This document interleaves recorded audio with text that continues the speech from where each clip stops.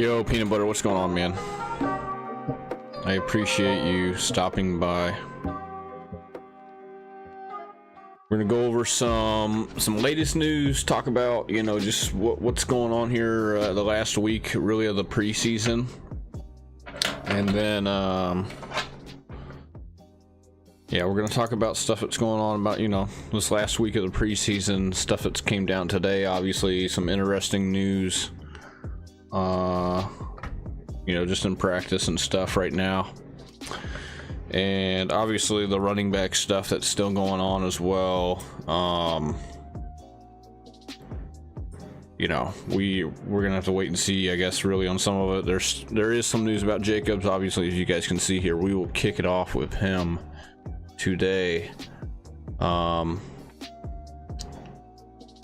Yeah, so let's dive into this, and then we're gonna do a the little Eliminator is they have another contest here on the Underdog Best Ball website, the little Eliminator challenge, or whatever it is. You get basically 17 weeks of advancements. They're $6 an entry. We're gonna end up doing one of those, so let's jump into Josh Jacobs here. So the Miami Dolphins inquired about the availability of the running back, Josh Jacobs, but we're told by the Las Vegas Raiders that he is not available. So this is very interesting. This is from Vic Tafur on the Athletic. The Dolphins really need a running back, I think. I think they're really looking to get a running back. I think they're definitely one of the 6 teams that are interested in Jonathan Taylor right now. Obviously, Jonathan Taylor, I don't have the little news clip up here, but Jonathan Taylor earlier this week, I'm sure you guys already have heard, the Colts are basically fielding offers for the next week, I believe until like next Monday or Tuesday, if I'm not mistaken. And there's reportedly 6 teams interested. My guess, the Dolphins are one.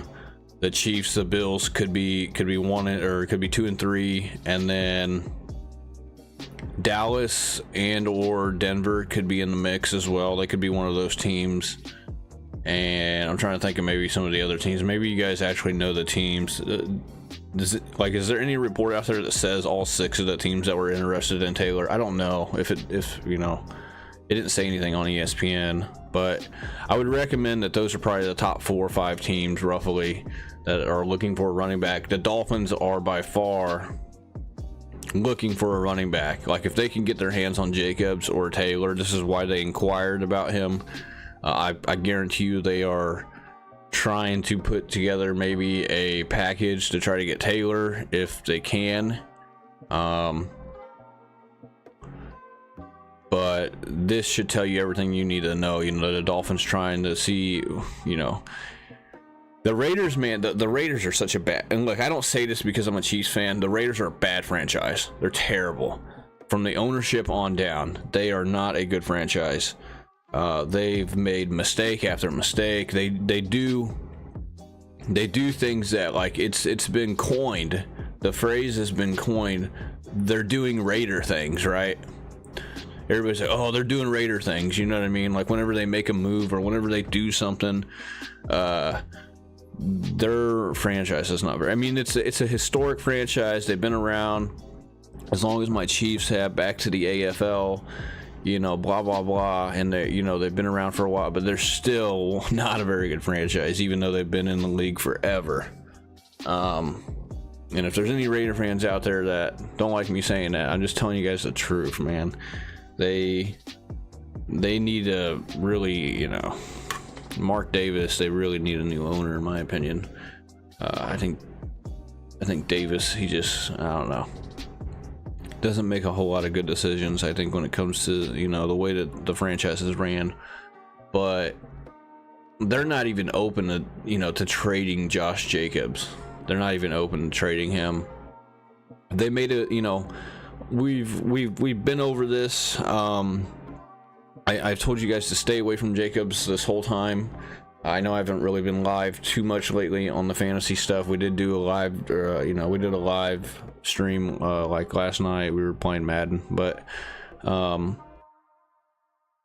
Jacobs is going to be injury prone. He's missed all of training camp. I don't know if he's going to report this week or not. I doubt it. He might report next week, but I know they're talking about him reporting soon, but it may not be until like the last week, until like September the 3rd or 4th, which would be that Monday of opening week. And so, I wouldn't be shocked if he doesn't report until then. This guy's coming off a near 400 touch season, okay? 393 touches, total touches last year.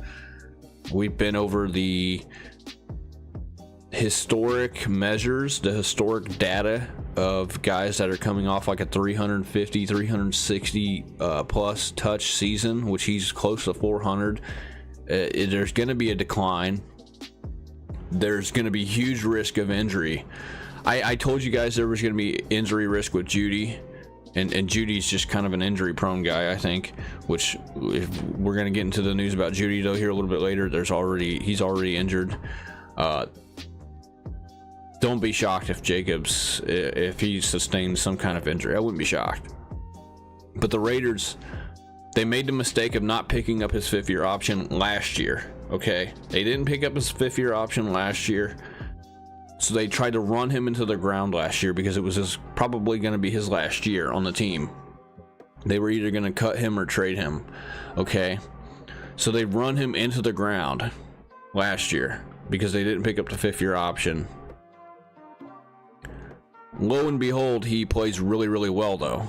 So then he plays really, really well, leads the league in rushing, most touches, most fantasy points, depending on your scoring format, I guess. I had a couple leagues where he was like the 2nd most or 3rd most scoring out of all the running backs, but in a normal league, he was the best fantasy football running back, finished RB1. So then that happens, and now they want to franchise tag him because they're like, oh crap, we didn't pick up a 5th-year option. We got to do something. We don't want to give him an extension though. Okay, we'll just franchise tag him. So that's what they decided to do. Once again, doing Raider things. They could have had him on a discount this year, and then maybe, he would already be at camp this, by the time I'm talking right now, basically, like he would have been at camp a couple weeks ago, probably, if they would have picked up his 5th-year option last year. But they decided not to, and then he went out and overperformed, and they're like, okay, now we got to keep this guy, and we don't want to trade him. They don't want to trade him either. He is not he is not available. They're like, nah, this guy's not available. It's so funny, and this is why the running backs got to get something done, dude, in the next CBA. And these guys are screwed until 2030. That's when the new CBA is going to be negotiated. These guys are getting screwed about as bad as you can get screwed as far as all the play, as far as any position. Because it doesn't matter if they go out and overperform or if they underperform, unless that team is willing to give out unless the organization that they're with is known to kind of give out friendly contracts to like a running back, like you think of like Dallas, where Jerry Jones would, he kind of gave in because Jerry Jones is old, a lot of these owners are old school, but Jerry Jones, he's kind of willing to overpay a little bit because he's got so much money. He thinks about probably those 3 Super Bowls they won in the 90s when they had Emmitt Smith and they were just pounding the rock. So that's probably why Zeke got his contract extension whenever he did. You think about the Niners, they love to pound the rock, and they gave Christian McCaffrey a pretty friendly deal. They gave up a lot to get him as well, and so obviously McCaffrey got paid. I would say there's a few other teams out there that are willing to do that, but the Raiders are not one of them. The Raiders aren't one of them. I don't think the Colts are one of them when it comes to trying to pay Jonathan Taylor either. there's certain organizations out there that aren't going to give in to this. The Giants obviously aren't one of them either. You know, they're not going to pay, you know, they weren't going to give Barkley his money. I would think the Chiefs are probably willing to. I think the Dolphins would be willing to as well. I think they would be willing to kind of give the running back, you know, like if they went out and got Taylor or Jacobs or whoever, they would be willing to give them kind of a friendly offer that would, you know, kind of be outside the norm of like what the Raiders are doing, what the Giants did, what the Colts are doing. So there's a few teams out there that are probably willing to pay the running back. You just don't know which ones they are. But my guess is there's a handful out there that are. We know the Niners are. We know the Cowboys will or would if it was. The reason why they didn't give it to Pollard is because Pollard's like already 26 years old. If Pollard was like Breece Hall's age, if the Cowboys had Breece Hall on their team, they would have given like Breece Hall like a max extension, probably say at the end of this year, if like Breece made it through the whole year. But obviously they got Tony Pollard on their team. They franchise tagged him. He's a little older now. He's not super old, but he's in his fourth year, I believe. He's in his fourth year. And so he might even be in his fifth year. I don't know. I think he's in his fourth year. So, you know, this is, like I said, the Dolphins are probably gonna try to go after Taylor. I could see Taylor winding up in the Dolphins, you know, or on the Dolphins roster here maybe by the end of the week. I wouldn't be shocked. And here's the problem too with all this, is that these teams are looking for like first round picks. They're looking for first round, second round picks. They're trying to get like the value that's probably the correct value for one of these running backs, like a Taylor, like a Jacobs, but then they don't want to turn around and pay him. You know, if you got a player that's worth like a first round pick, if you value him as a first round pick or a second round pick or even a couple of second round picks, whatever the deal is, these teams that hold on to these running backs, they obviously value them pretty high, especially since they drafted them in, well, in Jacob's case, he was drafted in round 1, Jonathan Taylor round 2. But they value these running backs so highly, but then they don't value them highly when it comes to paying them. And so that's kind of the problem here. That's kind of the main issue with these running backs, and you know, these guys know that too, but there's nothing they can do about it. There's nothing they can do about this. And so the collective bargaining agreement, you know, the new one coming up in 2030, they're gonna have to try to, I don't know, what they need to do is just get rid of the franchise tags, really. I think if they keep, I don't think they're going to change the contract structure as far as how many years on rookie deals. They're not gonna trade it. If they change the contract to where, like, if you draft a running back or really just anybody, well, I mean, I guess they would probably pertain it to running backs. But if you change the CBA to make it to where like running backs drafted in the first round are only on 2 or 3 year deals, you're not going to see a running back drafted in the first round ever again, probably, unless he's like all world, you know. And you know, unless it's it's going to have to be a team that's willing to take that chance, you know. But I would say about 98% of the organizations out there will never draft a running back in the first round ever again if they change the first round running back contract to like a 2 or 3 year deal. They're not going to do that. So what they need to do is they just need to get rid of the franchise tag. Get rid of it. Like, they need to make it to where they can only do it one time or zero. If they could change it to where they can't franchise tag him at all, that would go a long way, because somebody like Josh Jacobs right now would be a free agent and he would be getting a deal somewhere. I guarantee it. And then Taylor, he could just play out the rest of this year, and then he could go get a new contract somewhere else and become a free agent if you know, the team didn't want to give him the deal that he wanted, right, to stay in Indianapolis. So look for Miami, look for Miami to, they're not going to get Jacobs. It doesn't look like. They were told by the Las Vegas Raiders that he is not available. That's like somebody coming up to me in fantasy. They're like, "Hey man, can I get your Breece Hall and Kenneth Walker?" I'm like, "Bro, those guys are not available. Those guys are not available. Let's try again." So yeah, these guys are in a little bit of a predicament. They need to change the CBA. But look for the Dolphins to go get Jonathan Taylor. Look for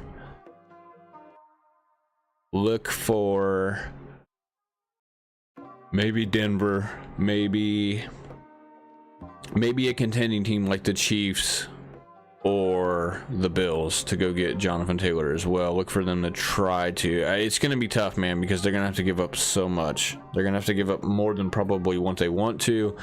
And the Colts are obviously asking for more than what they value Taylor as, obviously. So that's kind of, if I had to give you guys a percentage, I would say a majority of like what I think, like a good 60 to 70% of me thinks that he's not going to get traded. Taylor's going to be in Indy, is what I think. He's going to stay in Indy. They're not going to be able to find a trade partner that's willing to give up what the Colts want, and he's going to be a Colt for this year. And I would probably not draft him. If he gets traded here to a contender, I am a little higher on him than what I was. I would say I would still caution drafting him in the second round. If he went to the Chiefs, maybe I can maybe get on board like an end of the second round pick, because that would be good. But also you gotta think Taylor hasn't really been practicing. He's going to be injury prone, I feel like, just because he's not doing anything. And and even if he went to like the Chiefs or somebody like that, the Chiefs have a very complex, dynamic offense. I don't know how much playing time he would get. He would get obviously some playing time, but he wouldn't get the full workload. And so I wouldn't value him as a second round pick, really, because he's going to be competing with Pacheco, McKinnon, even Edwards-Helaire maybe a little bit. We'll see. And like I said, the offense is pretty complex, so we'll see, All right, let's move on. Cooper Kupp, on track to play week 1. Rams wide receiver Cooper Kupp stated that he is on track to play week 1 against Seattle Seahawks. This is good news. And I wasn't super high on Kupp after his hamstring injury.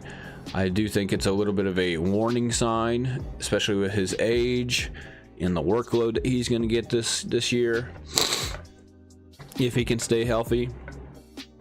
The fact that he's on track to play week 1 is good news. I think they've been taking him kind of slow and steady probably the last couple of weeks. They're probably going to keep him, they're going to play him slow and steady all the way up until game week, week 1. If you're getting this guy at the end of the first round, though, take him. I've said that. I took this guy in the second round in a draft not too long ago. I think I ended up getting like Kupp and St. Brown like on the same team. It was pretty crazy. I would say it. Like I said, hamstring issues are. They're important for guys who are old, and they're important for guys who have a history of injury. Okay, so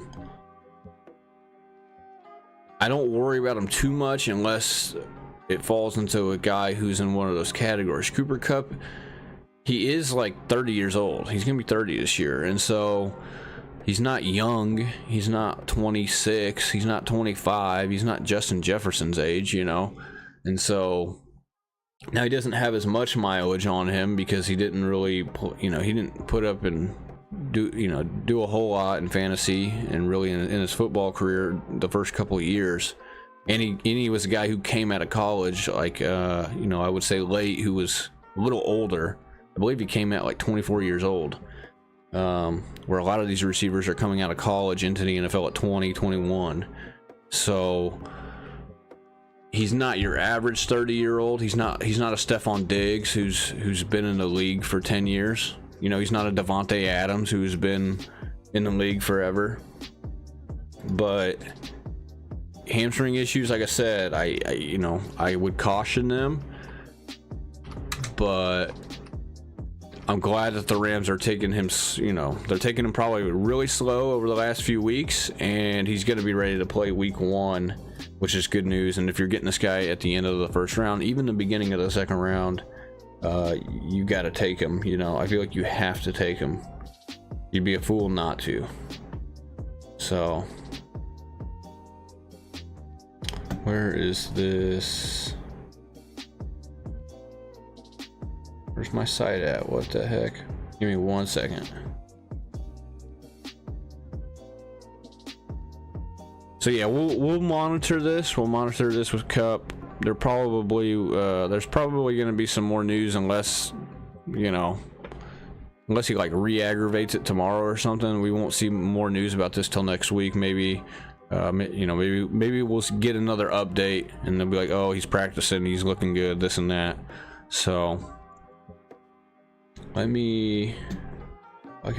is this at?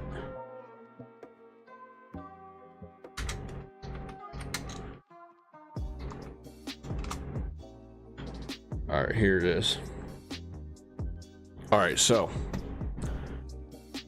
Javonte, let's go over Javonte real quick, and then we'll get to Jerry Jeudy, and then we'll get to some other pieces that aren't as important, but we'll go over them.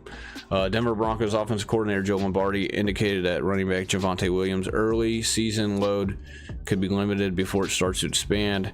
I've been saying this. They're not. I would have been shocked if they were gonna give him like a ton of workage, to start the year. It's going to be a split. I'm telling you, this is going to be a split backfield, like 50-50, 55-45. I think he'd be lucky if it got to that. I think it's going to be 50-50. P. Ryan's going to be a huge part of this offense as long as he stays healthy. This guy blew up his knee. Torn ACL, MCL, meniscus, everything. And they were all grade 3s. He had a very similar injury to what Barkley had 2 years ago. Or I guess it would, it'd been about 2 years ago. I think people are drafting this guy way too high. I was on Javonte train last year. I drafted him in a couple of drafts. We got burnt by his injury. It sucked, He was looking pretty good for us early on until obviously the injury. I know he had more time to recover than Breece Hall did, even though Breece just had a clean ACL. But I'm not taking this guy in round 7, dude. People are taking this guy like the beginning of round 7. He might even be going in round 6. I don't even know. I haven't done a draft in a while. I know a couple weeks ago, whenever I did a couple of drafts, he was going in round 7, like the beginning of round 7. I cannot spend a beginning of round 7 pick on this guy. I really didn't like him in round 8 whenever he was like in the middle of round 8, towards the end of round 8. Now he's steadily going in round 7. I wouldn't be shocked if there's some people out there who have done some drafts where he's going into like end of round 6. There's no way I'm doing it. I would rather have Dameon Pierce. I would rather have Cam Akers, who also go in round 6 pretty steadily. I would rather have David Montgomery, who goes in round 7. I don't even have to think about it, dude. So I'm not drafting this guy this year at all. I've taken him a couple of times in some best ball leagues, but that was back in like May, whenever he actually went kind of late. Now that he's going around 7, I'm just not doing it, man. I'm gonna let somebody else take the risk. That they can reap the rewards if he pans out, but I'm not doing it. So, like I said, this is going to be a split backfield. P. Ryan's going to be a major part of this offense, I think, as far as in the third down usage, the passing game usage. And they're going to ease Javonte in at least the first few weeks, I would think. If they don't, there's a chance he's going to have a secondary injury, a compensation injury, something else could come up. So be aware of that if you're drafting this guy and if you like this guy. Look, I like him as a player. I think we need to give him a year. I think maybe next year would be the year that we maybe come back to him, as long as everything falls into place this year. He doesn't re-aggravate something. He doesn't have anything else that like really hinders his career. So don't take this guy. Don't take this guy round 7 or round 6 at all. Just don't do it. I'm telling you guys right now, don't do it. There's better players out there that you can get. All right, last but not least, Jerry Jeudy hamstring, expected to miss several weeks. I don't want to say I told you guys so, but everybody asked me why I wasn't so high on Jeudy because of this. Because of he gets injured, man. He's not quite Kadarius Toney, but this guy gets injured. They don't even have the injury on here yet on Draft Sharks. This guy's just too injury prone, dude. He's too injured. He's had ankle injuries over the years. Now he's got a hamstring issue, and he's gonna miss. Expected to be sidelined for several weeks because of a hamstring injury that he suffered in practice. Several weeks means that it's not good. It's like a grade 2. Hopefully it's not a grade 3, but it's definitely a grade 2. Which, if you guys aren't familiar with what a grade 2 is, think of Keenan Allen last year. Any of you guys have Keenan Allen on your team last year, the first 10 weeks of the season, when he basically suffered a hamstring issue, I believe, in the first week. And then he was like, you didn't know when he was going to play, and then he ends up missing like a ton of time. And even though Keenan Allen played good down the stretch of last year, if you had him on your team the first like 10 weeks, he didn't really provide anything for you. And so the only people that probably benefited from having Keenan Allen on their team are the people that probably traded for him like week 10, week 11, or they picked him up off a waiver wire because the person who drafted him dropped him because they were tired of him not playing every week. You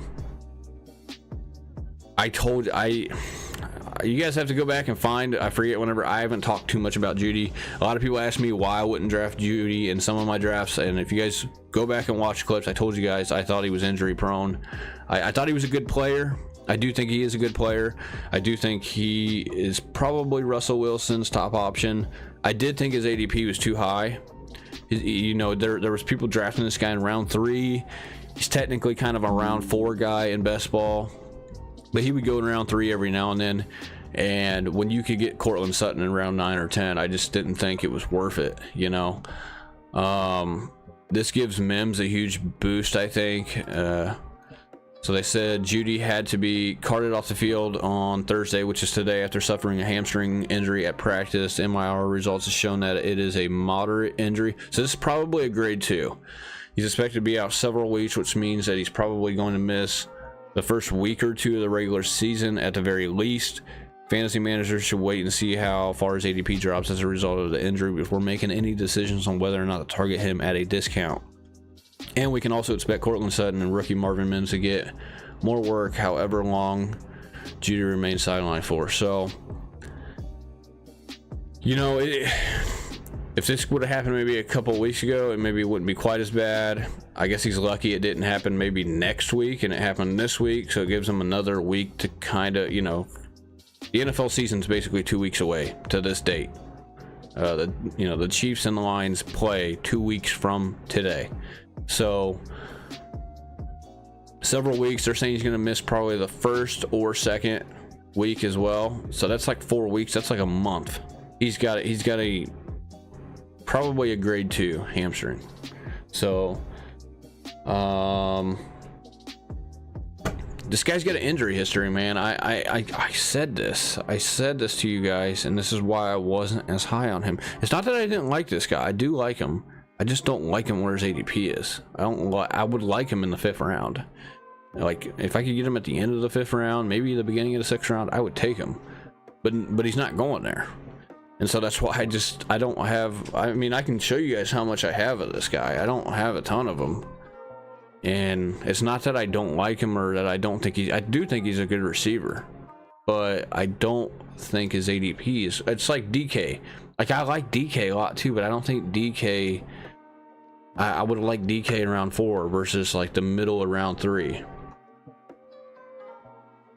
I mean, this is, I'm going to show you guys. I don't have any shares of, I got 1 share of Jeudy, bro. I have 1 share of Jeudy out of these 100 and it's really like 160 teams.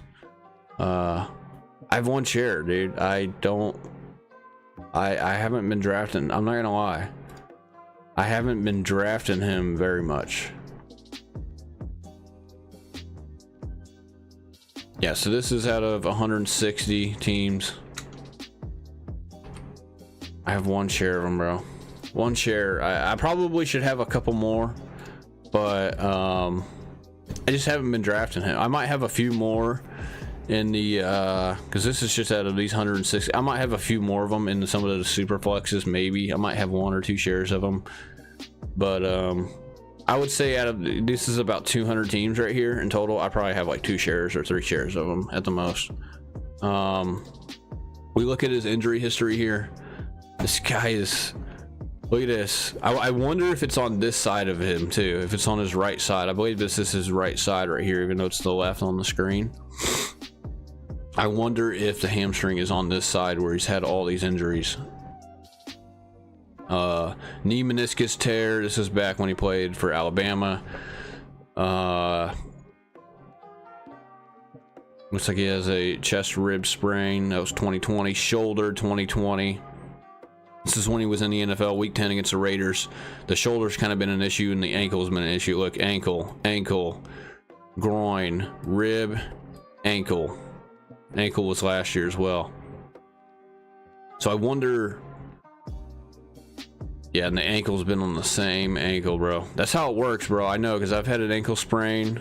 I've ankle sprain. You know, I've had a million ankle sprains on my left side. I've only sprained my right ankle like 1 time, but I've sprained my left ankle so many times that it's like it's so prone to being sprained. Like if I step on a rock, like I'll roll my ankle, bro. So I wonder if this hamstring issue is on the same side of all these injuries that he has. Like I said, man, I don't have a ton of them, and I told you guys from the beginning. I told you guys weeks ago that I thought he was injury prone. Everybody's like, well, did you see what he did at the end of last year, bro? He was really, really good. It's like, yeah, Russ is getting older though. He's injury prone, and who knows, man? Maybe he just misses a couple weeks and he comes back and he's fine, you know. Draft charts saying he's a high risk, 71% chance. He's already gotten injured. His durability is a 4 out of 5, which isn't terrible. 2.3 games to be missed. I would say this is probably a little higher now though, because you guys see they don't have the injury on here. They don't have his hamstring injury on here yet. Maybe I need to refresh it. Maybe they got it on here now. No, they don't. So how are you talking? Who am I talking about? I'm talking about Judy. We're talking about Judy right now. And we're talking about this news right here, Judy with the hamstring issue. I was going over how I told you guys I only have like 2 shares of them. I don't have very many shares of them at all. I have my auction draft coming up. I have my redraft coming up. I'm not gonna probably take him in either one of those drafts. Definitely not gonna take him in the redraft, because he's probably gonna go in like round 5 of one of my redrafts. The other one I'm not quite sure. He'll probably go round 4. He's not gonna go round 3 though, like he does in some of these best ball leagues. I mean, I know he doesn't go in round 3 every single time, but you know, let's see what his ADP is. What is his ADP? I'm gonna show you guys what his ADP is. I don't even know, because I haven't done a draft in forever. I haven't done a draft in a while. So let's see what his ADP actually is. It's 38.2, so it's like right at the beginning of round 4. So this guy's steadily going at the beginning of round 4. I guarantee you a lot of people were taking him at the end of round 3. So, and this is why I just was never on board with Judy, man. I couldn't take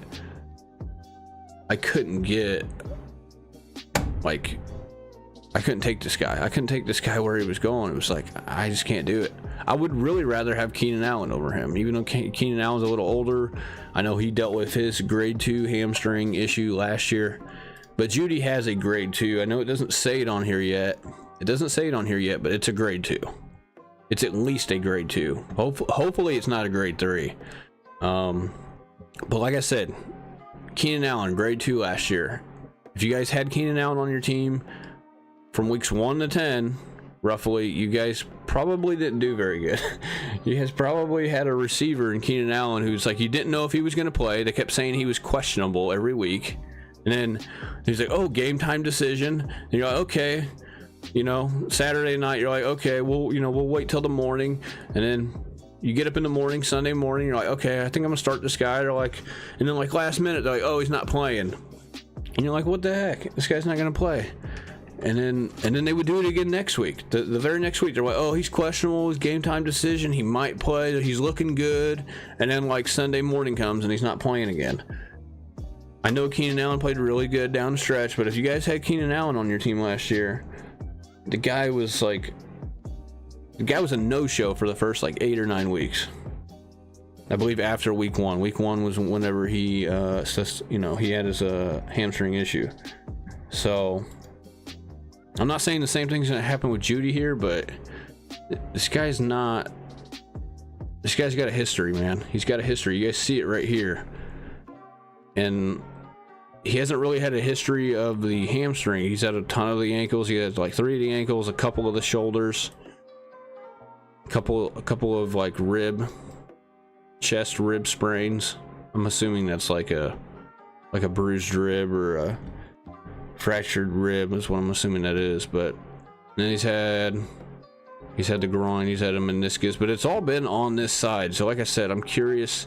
We'll come back to this maybe in a couple of days. We'll have to wait for Draft Sharks to update their injury. But if this is on the same side, I'm going to be worried. If it's on this side, I won't be as worried because he doesn't really have a history of whether this is the left or the right side. I think it's the left side. If this is his left side, and like I said, if the hamstring is on the left side, I won't be as worried for you guys or for whoever has this guy on their team. But let me look at Keenan Allen from last year. Yeah, Keenan Allen, he played week 1, guys. Remember, that's when he suffered the grade 2 hamstring. Then he missed week 2, week 3, week 4, week 5, week 6. Came back week 7, re-injured it. Right? He played 32% of the snaps. I believe he re-injured it. He had 2.1 fantasy points. Had to bye week 8, missed week 9, week 10, and then came back week 11. He looked, he was getting you a steady like 14-15 points a game pretty much to end the year. At least in this league he did, for whoever had him. So but Judy,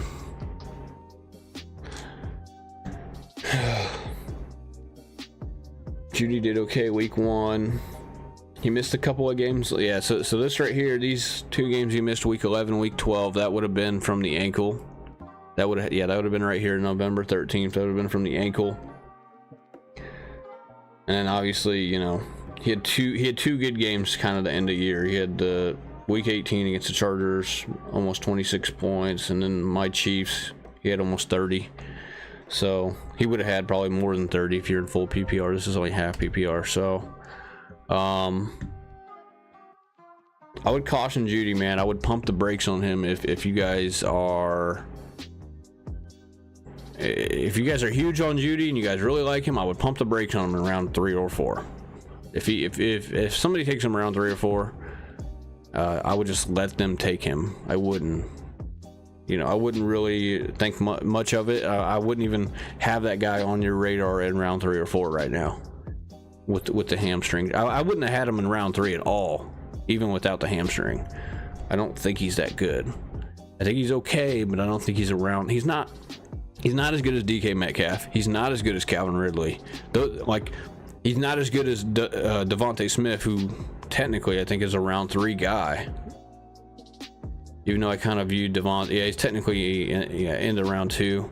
So Ridley, T. Higgins, DK. I would say like these 3 guys, T. Higgins, Ridley, DK, he's not as good as those guys. He's really not even as good as Cooper. Cooper's just older. Cooper's just kind of an older guy who, people kind of overlook a little bit. And I don't think he's as good as Keenan Allen either. Even though Keenan Allen they're kind of in the same ballpark. But some people would take this guy in round 3, dude. Like over I've seen him go over DK and over like Calvin Ridley. That would have been a long time ago. He's not going over Calvin Ridley now, but like back in June, I've seen him go over Calvin Ridley, and I'm like, whatever, you know. I would just, hey, if somebody takes him there, then they take him there, you know. Even in round 4, I don't think I'm taking him in round 4 either. I would probably rather have Christian Watson. I would probably rather have DJ Moore with the way he's looking right now in Chicago. He's going to get a huge volume. He's got a young gun quarterback who's hopefully he's gotten better over the offseason. I think I wouldn't be shocked if Fields had like a better well, he's probably going to have better fantasy production than Russell Wilson, but I wouldn't be shocked if he threw the ball better than him this year either. So I don't know, man. I think, like I said, I told you guys back 2 months ago, I thought Judy's ADP was a little high for somebody who has Cortland Sutton on their team, he's a little older, maybe not quite as talented, but the numbers aren't far apart. The numbers were not far apart. I know everybody's going to go back to like, well, Judy had a really good like 5-game stretch to end the year, this and that. And it's like, that doesn't matter. It really doesn't matter. Especially when he's got this injury now. Now it's really kind of out the window, because now you're more worried about the injury than you are how he was coming off last season, you know. And like I said, the numbers were so close last year between him and Sutton that, I mean, I'll pull them back up for you guys real quick. We can go over them real quick. The numbers were so close that I didn't see why people were so high on him.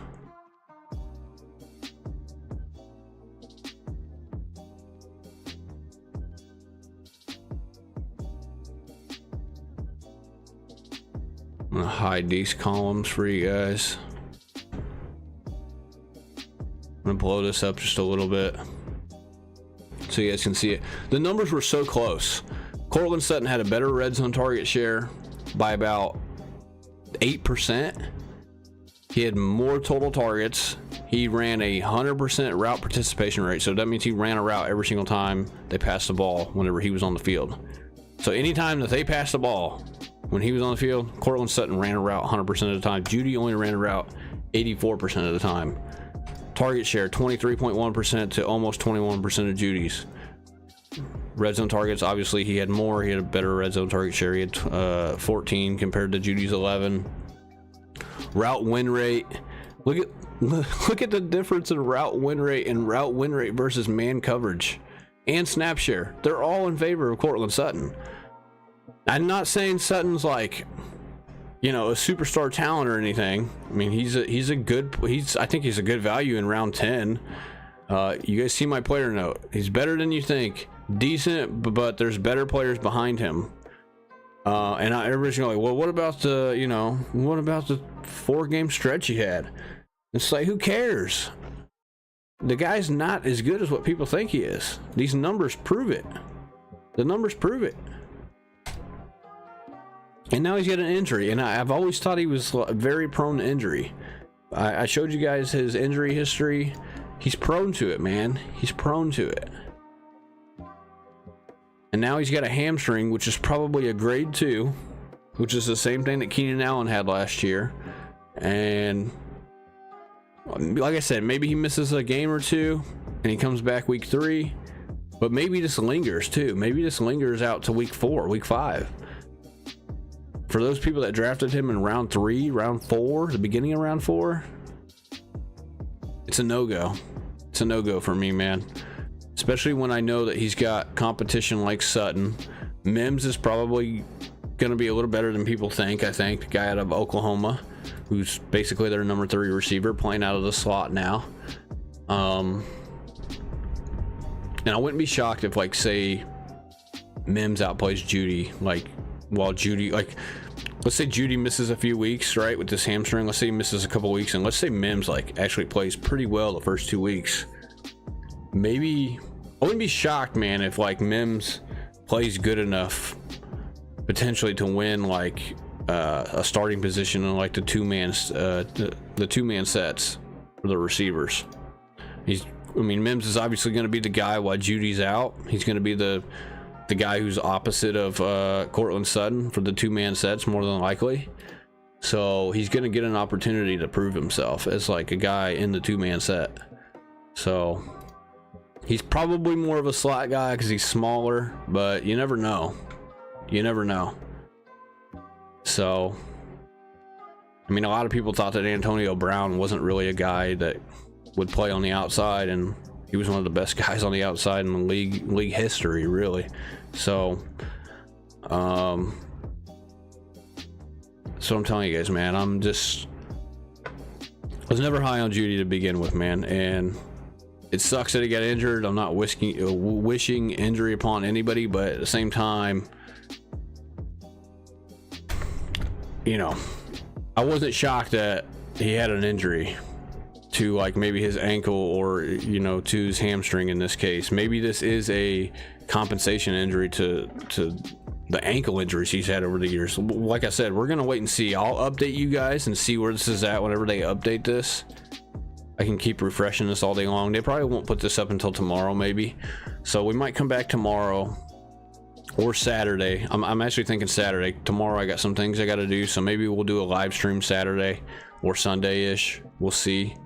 I do kind of watch the football games, like, you know, on Saturdays and stuff, so I don't, you know, I try not to go live if I'm watching all the games, but whenever this updates, we'll see which side of the leg it's on. If it's on this same side, I'm gonna be worried, man, because that's not a good thing. That means it's probably like I wouldn't say it's a secondary injury, but it's probably a semi-secondary injury to like all the injuries he's had on this side of his leg. So we will see. All right, let's do this draft real quick. I'm gonna do this little eliminator draft.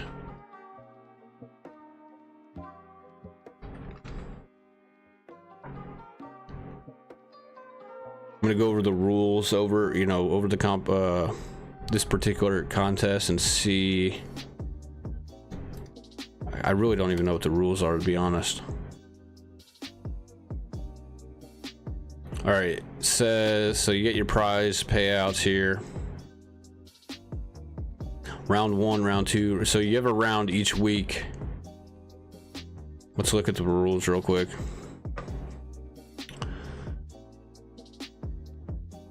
So you select players through a snake draft, blah, blah, blah. Got it. All right, so they put you in a different group each week. So you have a 12-person group week 1, which is your group, and then they put you into a 10 group, 10 all the way to week 5, and then 8 all the way to week 8, and then week 9 it's a 9 seeded group. Week 10 it's a 7, week 11 it's a 6, week 12 it's a 5, week 13 and 14 and 15 and 16 are week 6s, and then if you get to week 17 it's 186 people in a group.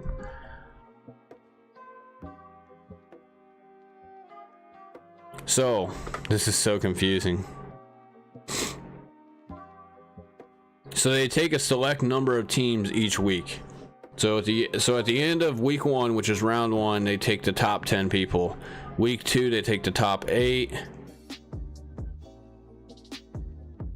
And then week 3 it's top 8, top 8, top 8. Week 6 it's top 6. Week 7 and 8 it's top 6.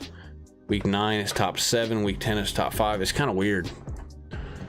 So basically we just need to draft a really good team. So let's go ahead and jump into one of these right now. They're $6 entry. They're already about halfway full, so if you guys want to do these, now would be the time. I was gonna do some more puppy drafts, but it just, I don't know, we didn't get in as many as I wanted to. We got pick number 2. That's awesome. Pick number 2.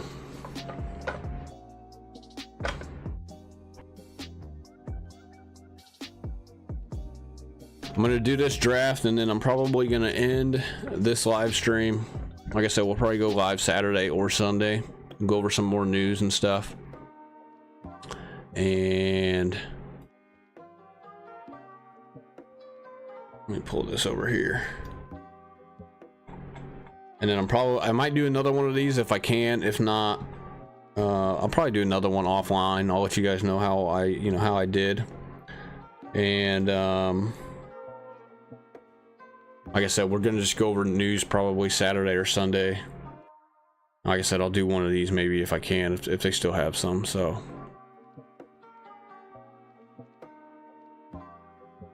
but fantasy's coming up fast and furious. Whenever the season kicks off, I'm gonna try to go live as much as possible, pending work, obviously. I would go live every single, like almost every day, Monday through Friday, if I did not have a job. But I do, and that's just the way things are.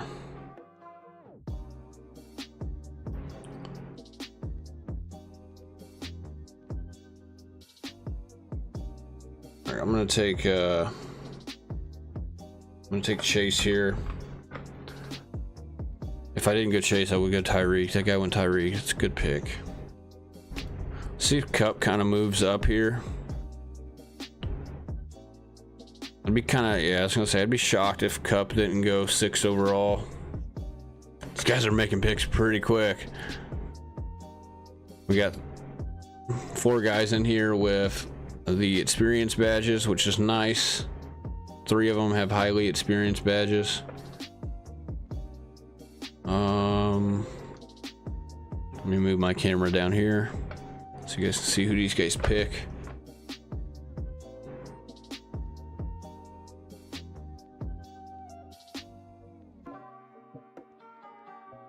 Yeah, we're gonna do this draft and I'm gonna probably get off. I gotta go to the gym. I'm like super late. I should have been at the gym like 2 hours ago. I woke up kind of late. So hopefully this only takes about 30 minutes, hopefully.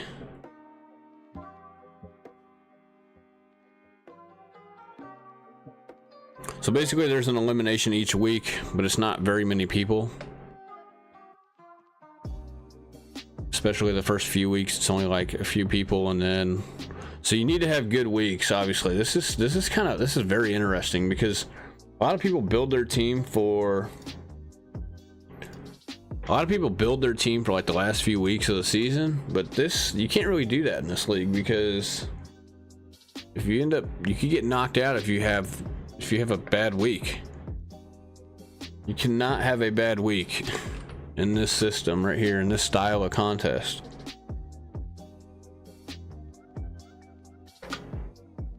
So I'm gonna look at some like week 4 matchups, week 5 matchups that I kind of like.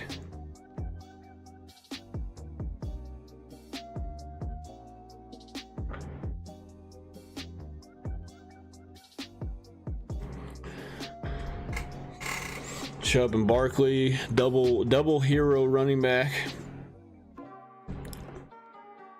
Tom Dunn says keeper league, keep Josh Jacobs or AJ Brown.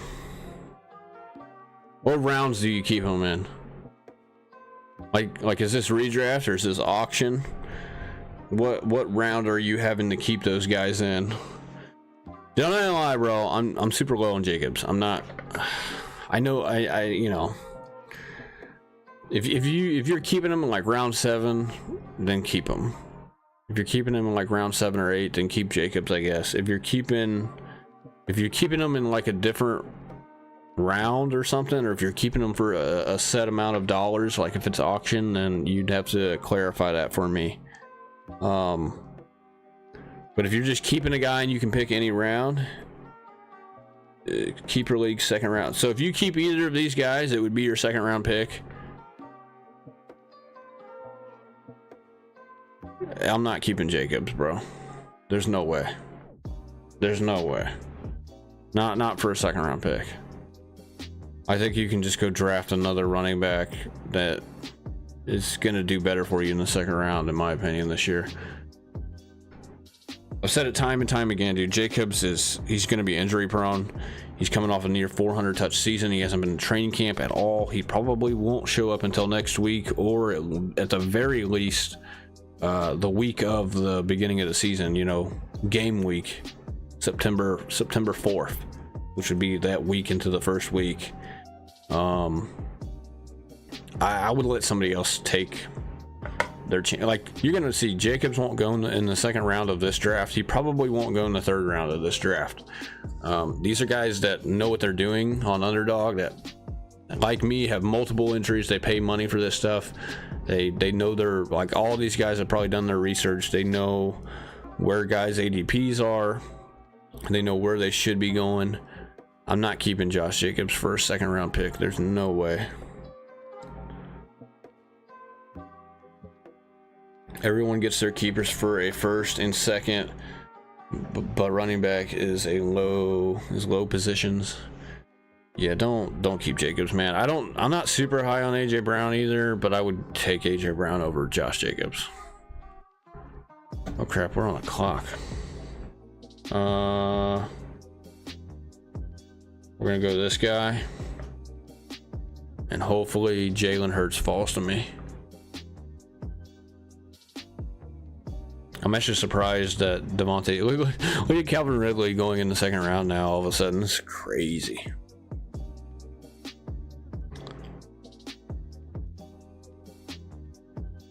Yeah, I don't know who all is being kept in your league, but if you could get like a Pollard in the second round, I would go that route. If you could get Nick Chubb or Barkley, I would go that route as well. If you could get, oh, this guy left Jalen Hurts on the board for me. Good. Pretty easy pick. We're gonna go Hurts. Pair him up with Smith, and we got Chase. We're balling. We're balling right now in this draft. We're knocking this out of the park.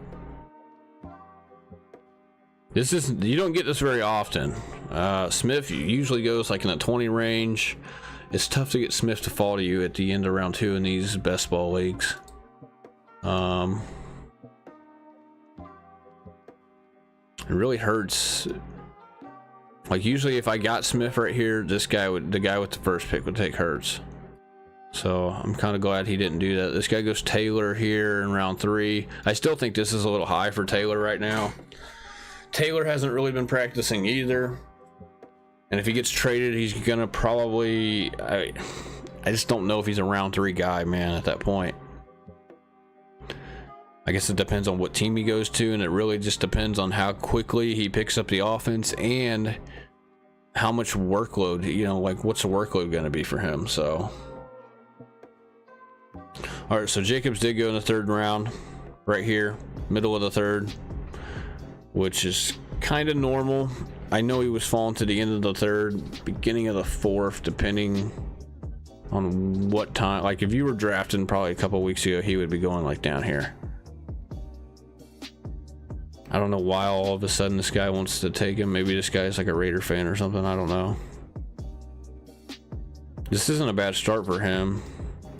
I don't really care for the Jacobs pick, but if it works out for him, it's not a bad start.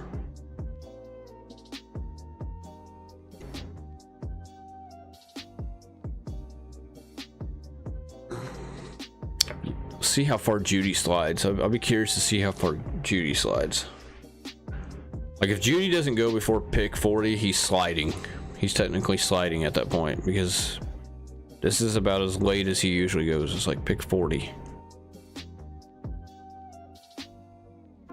I think Jalen Hurts is one of the safest third round picks. Like out of all the guys who are like in the ADP range of the third round, which are pretty much all of these guys, I think Hurts is one of the better ones. I think Josh Allen's a good one.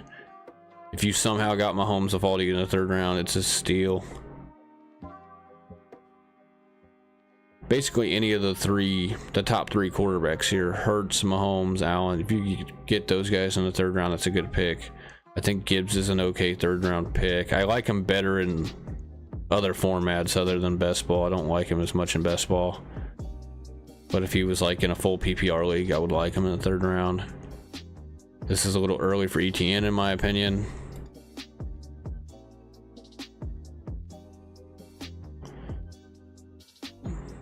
Fourth round, Stevenson is good value. Stevenson was one of my favorite third round picks until Zeke signed.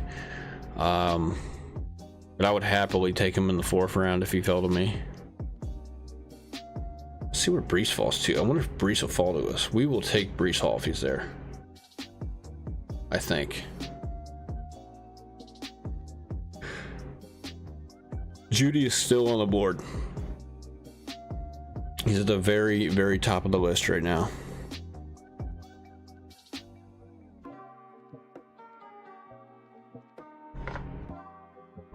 There goes Fields. That's good value. Fields is a good 4th round pick.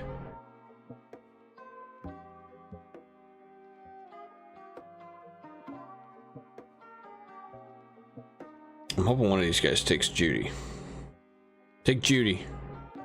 You've already taken Josh Jacobs. Just take Judy as well, bro. Ugh. Watson's still on the board.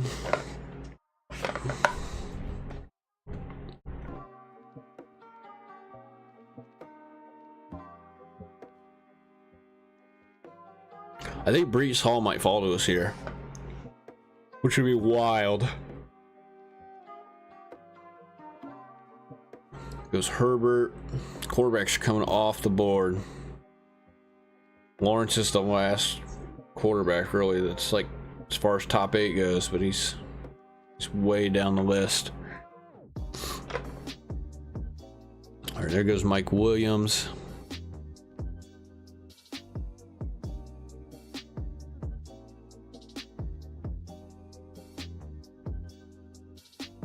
Christian Watson's on the board too. Gosh. This guy took Darren Waller that early? No way. I'm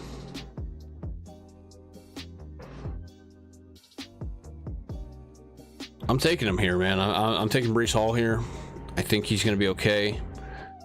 I'll take the discount. Yeah, this guy takes Christian Watson. I kind of figure if I would have taken Christian Watson right there, he would have taken Breece Hall. So it's kind of a...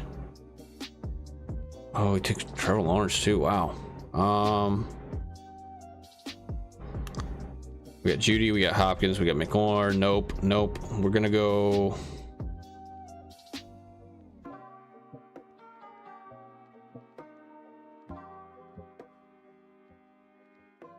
I'm gonna go Kenneth Walker here. I'm gonna get another running back. I like Kenneth Walker in the 5th round. I think he's just too much of a discount on him not to take him at this point. We got week 10, we got week 7, week 5 bye, and then we got a week 7, week 10 bye for the receivers. We're doing pretty well in this draft. I'm liking this draft so far. Judy finally goes here at the beginning of the 5th round. This guy's going 0 RB here. He's gonna probably take like a Pierce or somebody down here at 70 if he can, or a Montgomery. Maybe he might reach on Montgomery if he has to. Pierce's ADP has actually climbed significantly, actually, which doesn't shock me. I've been all over Pierce. I have a ton of Dameon Pierce.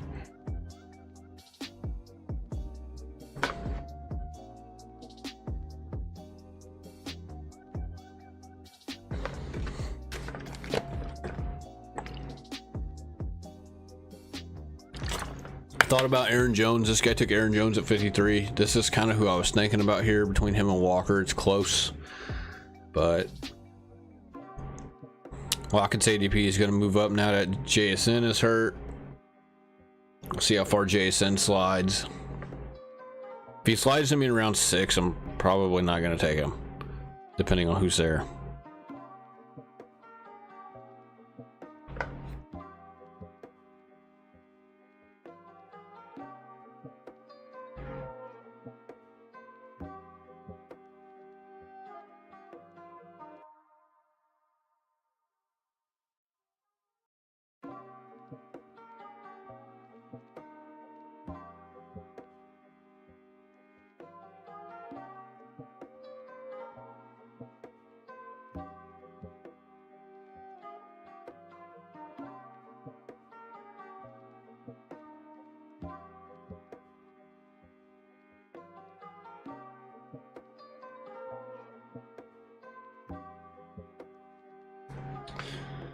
All right, nothing really surprising yet. There's still running backs on the board, which is kind of surprising. I expect Madison and Pierce to go here pretty soon. There goes Pierce. About right where his ADP is too. He's got Hawkinson, Moore, Brown, St. Brown, Gibbs, Pierce. This is a decent team right here. He's missing a quarterback though. He's gonna have to go late quarterback. We're doing so well in this draft that I can take another quarterback here pretty soon. Like I can take a quarterback in round 10 probably. Or I should say round 9. I don't know if I should wait till round 10 or not, to be honest. Let me look at the schedule real quick.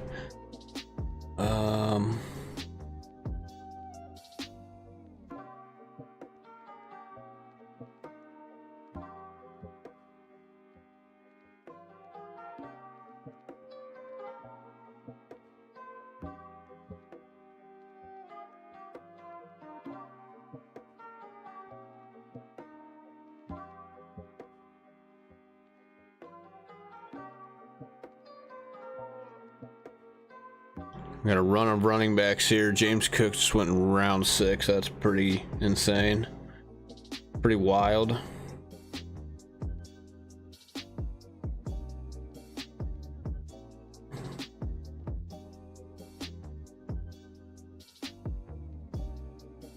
All right, we're on the clock. Jason is still on the board. We're gonna take this guy. This is a no-brainer. This is a no-brainer for me. We're gonna take Dotson. No idea why he's still there. Did somebody take... Nobody took Montgomery. Montgomery's still there. I really want Dallas Goedert too. It sucks. I really want Goddard. But I also really want Montgomery, but there he goes. That sucks. I'm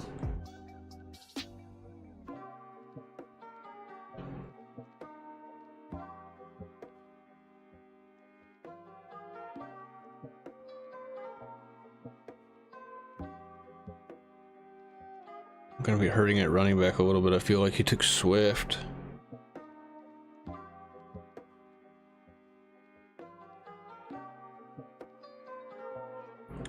We will get a... We're gonna take Goddard. We're gonna get some late running backs here.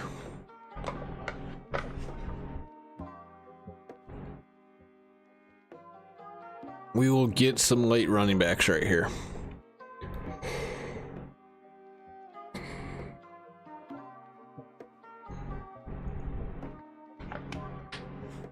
I thought about Kamara, but I don't know what this. I can't risk it with this team with the suspension because, like I said, you could get knocked out in week 1 or week 2 or week 3. So, with Hall maybe getting eased back into action and then missing Kamara, that would be a no-go.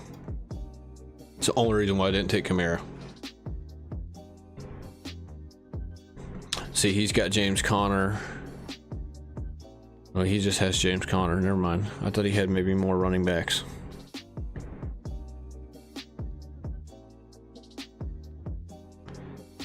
We can go... I like Chicago's backfield for week 3. I got Tampa Bay week 2. And they got Green Bay at home week 1. Week 4, what do they got here? At home against Denver. Week 5, they got on the road against Washington. So JSN falls to the middle of round 7 here. To the guy that's got Jacobs. Figures. And the guy who took James Cook early.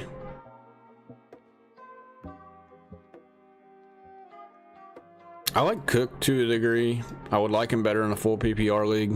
This is only half PPR. And I would like him if like there was bonus points for like a 100-yard receiving game or something like that, or a 40-yard receiving catch or something like that. So in this league, I don't like him as much. I definitely don't like him in round 6 right here. Especially when you could get him in like round 8 consistently.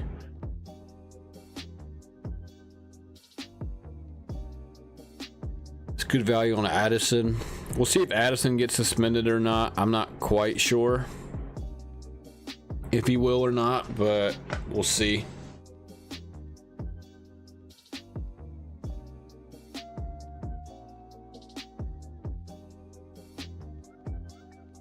I should probably take Dalvin Cook if he's there. We'll see if he falls. It's gonna be close. I mean, I don't want to, but I should, just to handcuff him with Brees. Maybe it'll protect me the first few weeks. It should protect me the first few weeks. You know, if they decide to ease Brees Hall back into action, which they probably will. So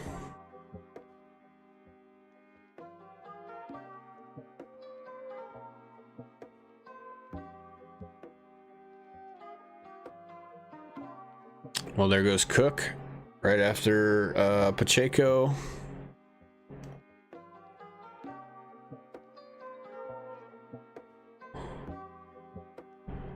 Richardson, Elijah Moore.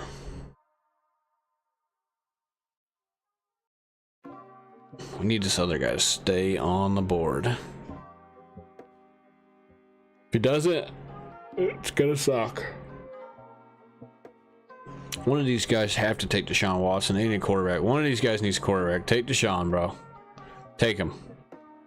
Take Tua. All right, there goes Deshaun. This guy took 2 running backs already. God, this guy just sniped me. I was gonna take Herbert too. That sucks, man. I swear.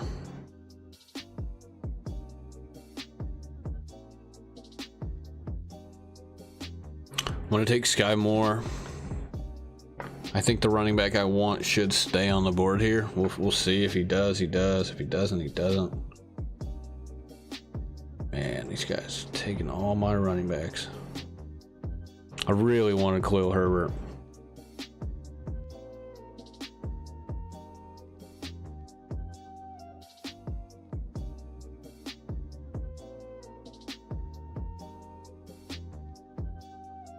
I'm gonna go with the safe option here, AJ Dillon. I know Charbonnet's there. I could have handcuffed him to Walker, but I need another guy that's kind of like a 1/2. Dillon's gonna get more volume than Charbonnet, I think, especially early on, the first few weeks. Even though he's splitting with Jones, he's gonna produce more. So he's been in the league longer. He's more involved in the offense with the Packers than I think Charbonnet is going to be with Seattle here to start the year. So we got to take the safer option. I really wanted Herbert right there, like bad. It's kind of unfortunate that that guy sniped me like that. I should have expected it though, considering he's just got Kamara and Connor, and Kamara's gone for 3 weeks, so he needed another running back. So I guess I'm not shocked. It's just unfortunate, I guess.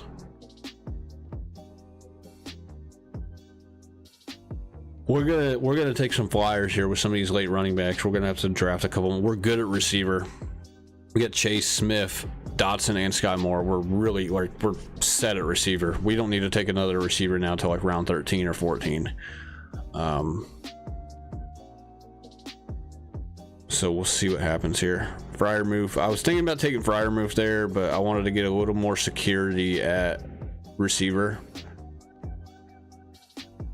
We can get another tight end maybe down here in round 10 or 11 to go with a running back.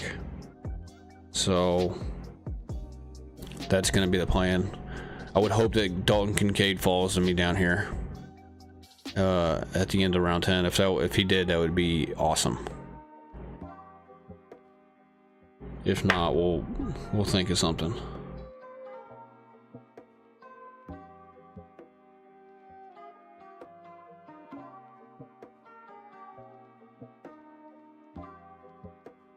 I think I might go Jamal Williams if he's down here. With Kamara missing the first 3 weeks, Williams could probably get me by at running back a little bit for the first 3 weeks. Seems how I got Brees here. And Brees is probably not going to produce as much for me those first 3 or 4 weeks. So, whereas Jamal could produce decently, considering that Kamara's not going to be there. So we might be able to get our hands on like Jamal Williams. If not, P. Ryan falling would be awesome as well. And so would, I mean, we could go Jalen Warren. I can't believe Warren's ADP has come up so far. That's crazy. This guy just took Kincaid, so that's off the board. I'm probably going to go double running back here. Unless like Cousins stays on the board somehow.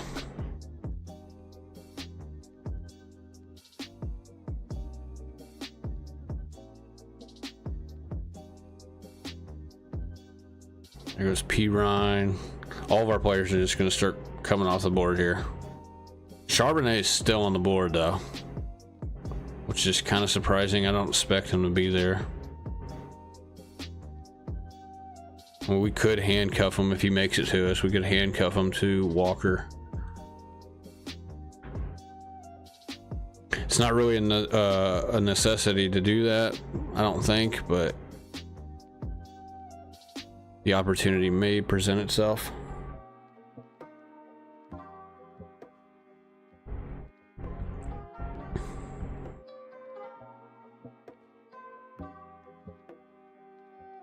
This guy took Jameson Williams.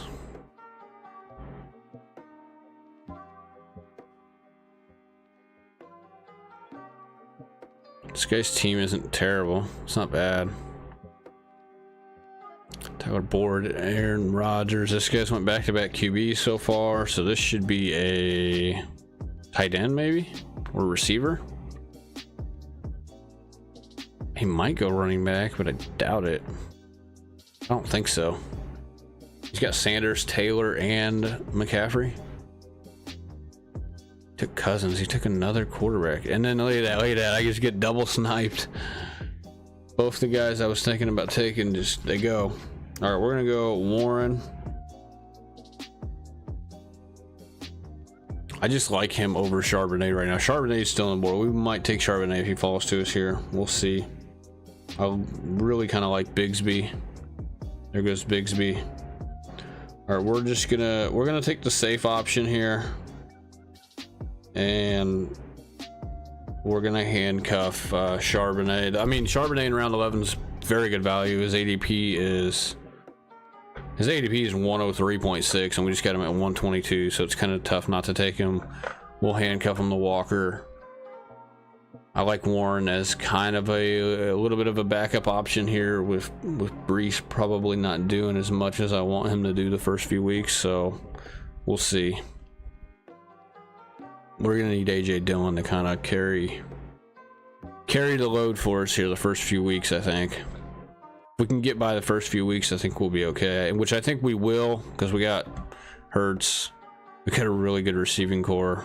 Sky Moore, Dotson, Devontae Smith, and Chase, so we should be okay here in the receiving department.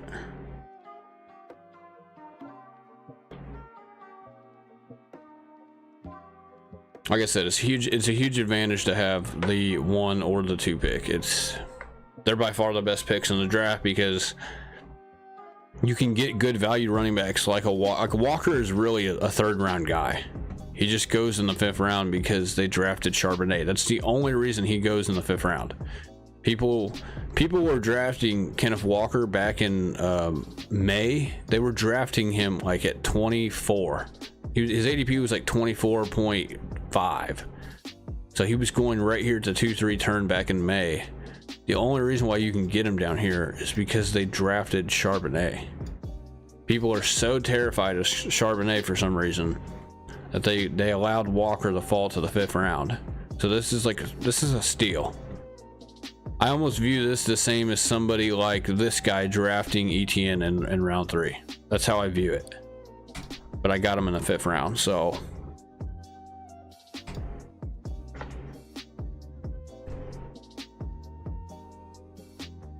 and we still handcuff Charbonnet 2 rounds after his ADP.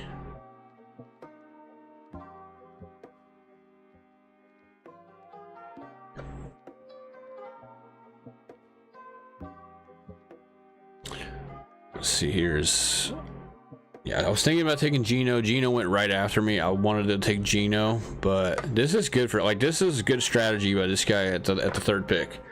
So he went late quarterback. He's got two pretty good late quarterbacks in Daniel Jones and Geno. They're both on different buys. He went early receiver, which is a good strategy. I think early receiver is a good strategy in best ball, half PPR if you were at the beginning. If you're at the end, I think the best strategy is probably to go double hero like this guy did with Chubb and Barkley. I mean, if you get Tyreek Hill, Ridley, and Keenan Allen, and I mean, this is good value on Jerry Jeudy. That's still, I mean, you got Jerry Jeudy as your fourth receiver here. That's good. You took Waller a little early, but I don't mind the pick. And then he's going to go late running back. You got Kamara, Herbert, Connor. This is actually a good combo of running backs. And he got Jamal Williams to back up Kamara. And then you go two late quarterbacks. That's the strategy. Like, that's a good strategy. This is such a very good team for this guy at the 3 pick. So yeah, it's a very good team. This team has a chance, I think, to like do some damage. So I'm gonna go I'm gonna take this guy next, unless this guy snags him, which he shouldn't. I'm gonna be pissed if he does.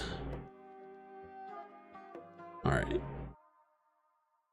I don't know who I'm gonna take next, but we're gonna take Carr now. I don't know who I'm gonna take for my next pick here. Let's go. Good grief.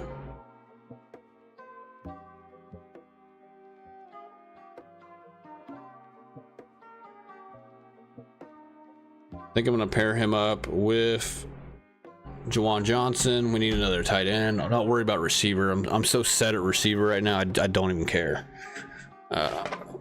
We'll draft a couple of receivers later here.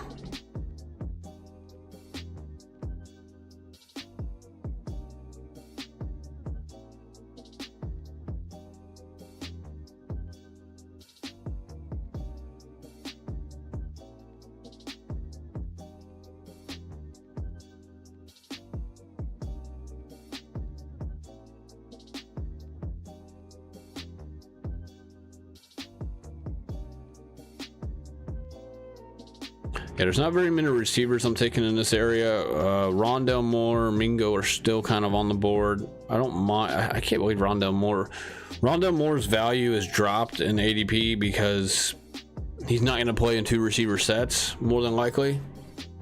That's why Rondell Moore is still on the board here. His ADP is 152.1. So people are worried.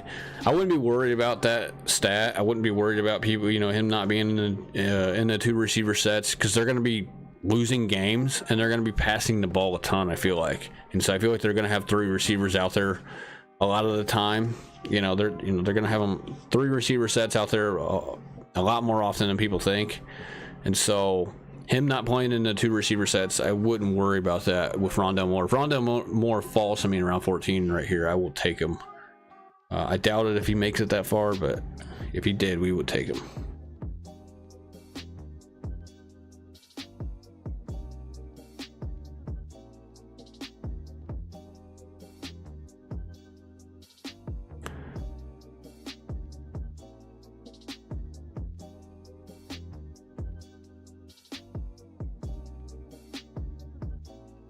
Musgrave's ADP is 170.5 now. Good grief.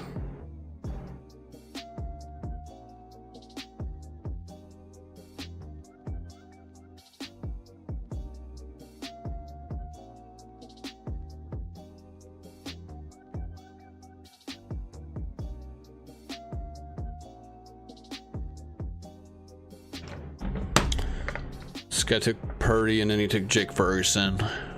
Ferguson's ADP's climbed pretty significantly. He's looking pretty decent in preseason for the Cowboys, so that's why he is going up here in round 14 now.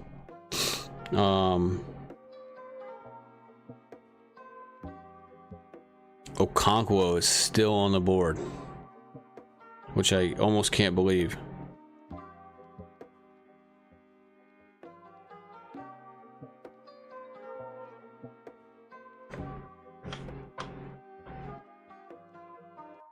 think people are a little bit too low on Okonkwo. I know that they're a run-first offense, and I know that Hopkins signed there, and now he's the #1 receiver, but I think Okonkwo, like, sliding down right ground, like, if he slides to me, it's gonna be hard not to take him.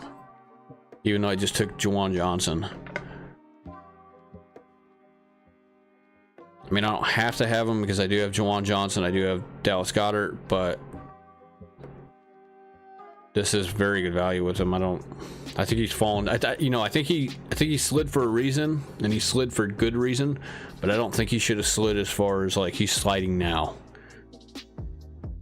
But he is continuing to slide. So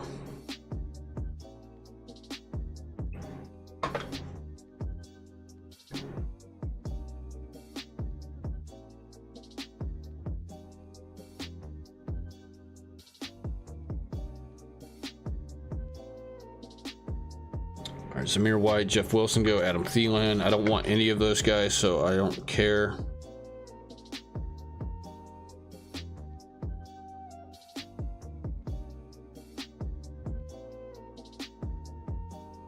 I got decisions to make here, I know that.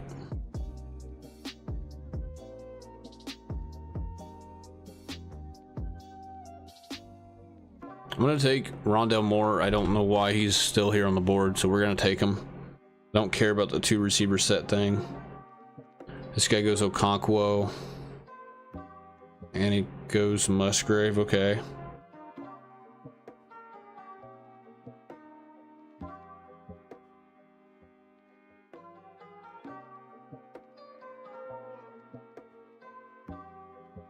There's a lot of good players on the board that I like right now, man. I'm gonna continue to take. I'm gonna take this guy. I'm gonna take Reed again. I kind of want to go Tank Dell or Hodgins right there, or even Sam Howell. I wanted to take Sam Howell as well, but I do have Carr already and Jalen Hurts, so I'm kind of set at quarterback. I don't really need another one. It's a toss up, man. It's a coin flip between Reed and Tank Dell, though. I like both of those guys a lot, and there's no way I'm getting both of them. Dell is probably going to go here in the next couple of picks, would be my guess. So will Hodgins. There goes Hodgins right there.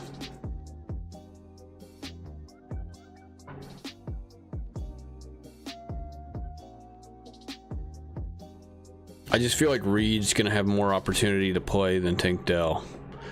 Even though Tank Dell looked really, really good, they're both going to play, I would think, a pretty decent amount. They're both going to be, especially in a deeper league where you have like 20 rounds or so, or if you have 18 rounds to 20 rounds in one of those deeper leagues that you're in, especially if it's like a dynasty format or something like that.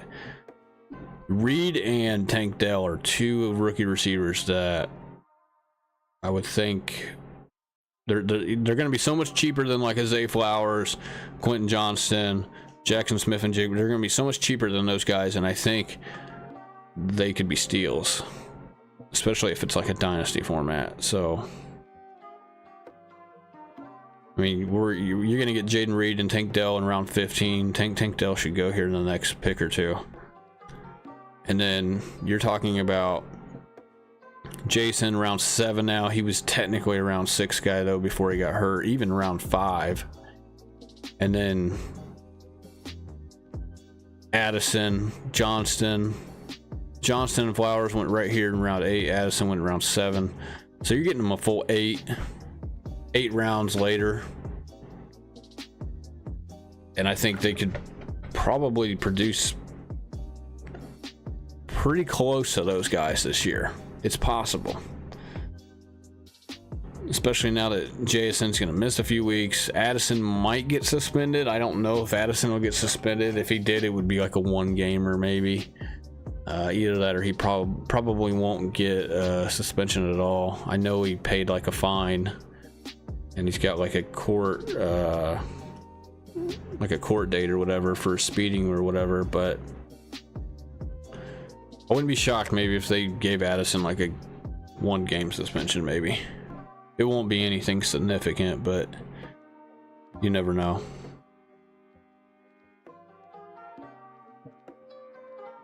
Tank Dell is still on the board for some reason. He's at the very top of the list though, so he's probably not going to make it to us here. Would be nice if he did, but doubt it that he will. This guy right here that took Hodgins is going to take him. Yeah.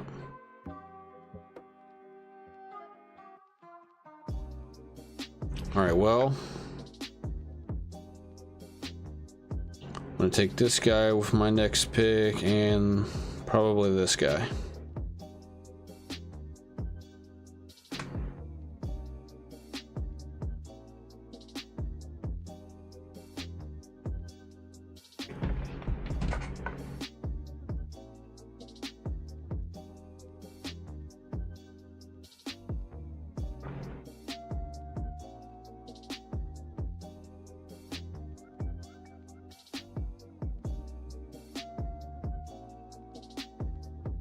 All right, I don't think this guy's going to take my tight end that I want. So I'm going to go ahead and take Ty Chandler here. Clear, he's basically a clear RB2 for the Vikings. I think he could actually, I wouldn't be shocked, man, if Chandler's kind of a league winner type of player this year. I'm just going to go ahead and say it. Ty Chandler could be a league winner this year, I think, in a lot of drafts. He didn't take he did take a tight end. He didn't take the one that I wanted though. So I'm going to take Hayden Hurst, and then we'll probably get another receiver here to end the draft.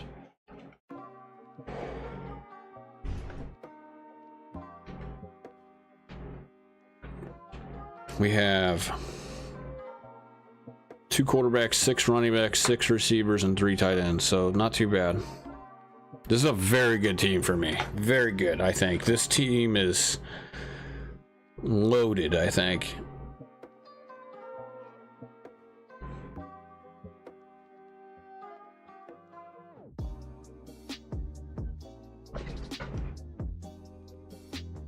We can probably get like Nakua maybe at the end of this round. I'll take Nakua if he's there.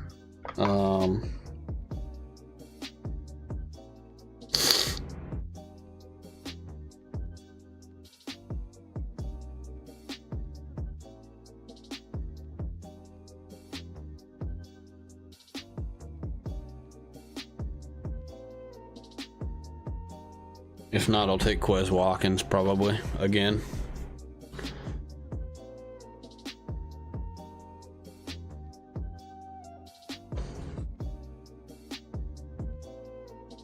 I'll go through everybody's teams here. Like, remember, this is an eliminator.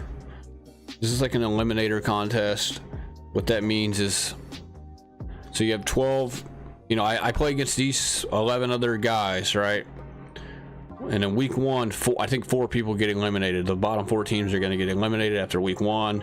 Then they're going to put you into a new group.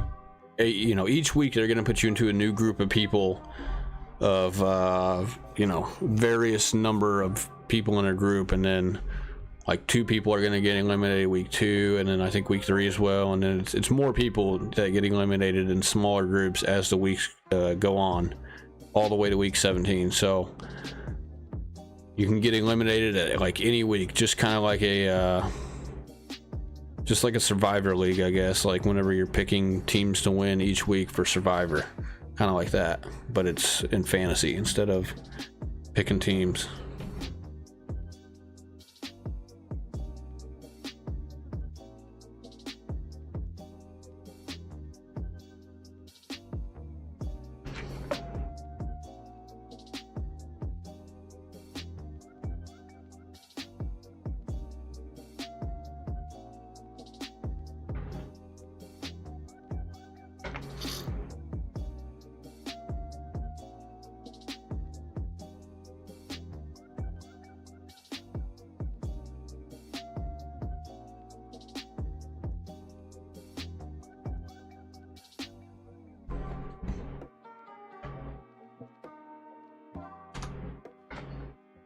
All right, so these guys, Jimmy G, Ritter, Tannehill goes.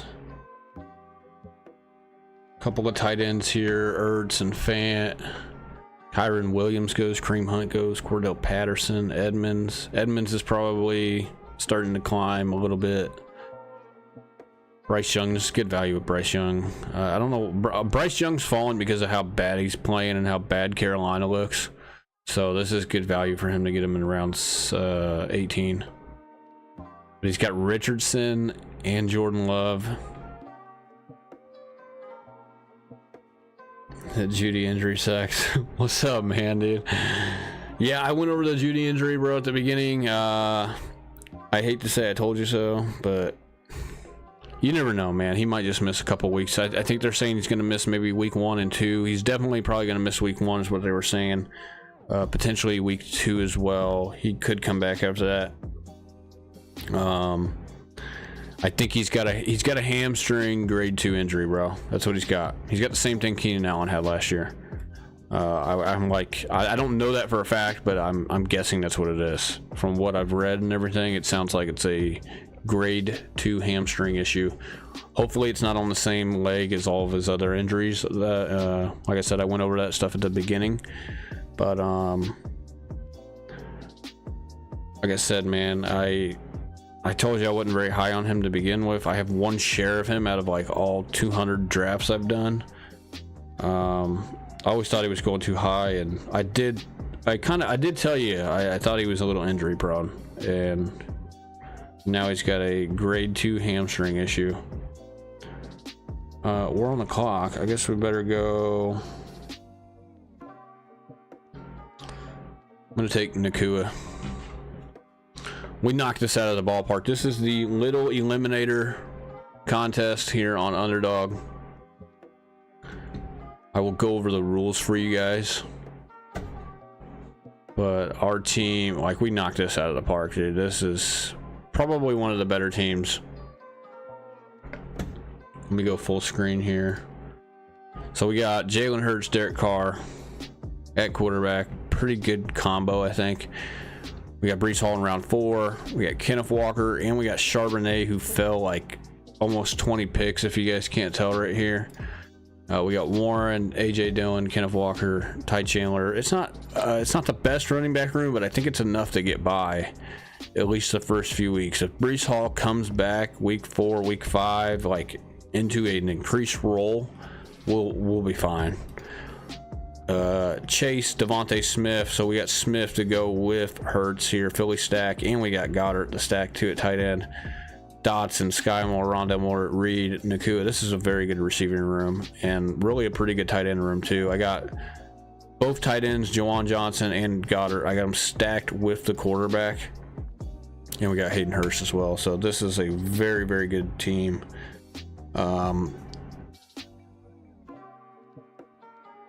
So I think I'm going Amari now over guys like Keenan Allen and Debo. I don't know, man. I would give Keenan Allen a little bit of a look. What third round players would you target? Well, I just did this draft. I just did this one, Little Eliminator. I think, like I said, I think if you go, I think in the 3rd round, like, the best thing you can do is get a quarterback, man. Because I don't like these running backs, and I definitely don't like these running backs in round 3. Gibbs is, I like Gibbs in like a PPR league. In this league, I'm not quite so sure I like him as much in the 3rd round. I think Stevenson's value is in the 4th round where this guy took him. I think Breece Hall's value is where I took him in round 4 or round 5. I really kind of flip this. Like, I would consider Walker kind of a end of the round 4 pick, and I would consider Breece Hall a beginning of the round 5. So you could flip-flop these guys, and I would still be okay with it. So if people think that I took Breece Hall early here and like maybe could have got him, it doesn't matter. I still got Kenneth Walker. I think Mixon, I'm not gonna lie, dude, like with Mixon and Harris, I would almost rather have those two guys over like these 3, and Taylor, Jacobs, and each. It's close. It's really close. I'm not a fan of DK in the 3rd round. Maybe if you get him down here. I'm not really a fan of Debo in the 3rd round either. Keenan Allen, this is way too high, but I understand that the 3rd round is like, it's a tough round, man, because there's guys in the 2nd round here like Devontae Smith, like even T. Higgins and Calvin Ridley, who would always go, like, I would like these guys in round 3, but they just didn't go in round 3 in this draft. Same thing with Pollard. I like Pollard in round 3, but you're not going to get him in round 3 in this draft because people aren't stupid. In my home league, Mahomes, Hurts, and Allen will be gone. I have the 3.08. Yeah, dude, it's a tough decision, man. It's a tough decision. If you're at the end of round 3 right now, it's tough, especially if you're in a league where people know what they're doing, because, and especially if you're in a 12-man league, you could maybe consider Lamar if you really want to go quarterback. I think you would be better off going Fields, say like at the beginning of round 4, or even Justin Herbert. So I would consider probably Fields or Herbert. Well, you have the 3.08, so that means you have pick 32 and then you have pick 41. So I would consider like Fields and Herbert right here. And then, I mean, at the 3.08, man, you could take Hall, you could take a chance with Hall, you could take Walker, you could take Stevenson if you need, you could take Gibbs, you could go, if it's full PPR, man, and I had the 3.0, if it's full PPR, and I had a 3.08, and I needed a running back, I'm probably going to take Gibbs. I'm not taking Jacobs or Taylor there. And I think I would rather have Gibbs over Etienne, if I'm being honest. So I don't think it's the place to go receiver. I don't think you should go. I think receiver, some of these guys at receiver, I'm not saying you can't take a receiver in the 3rd round, but you're looking at guys like Keenan Allen, DK, Debo, and then Cooper.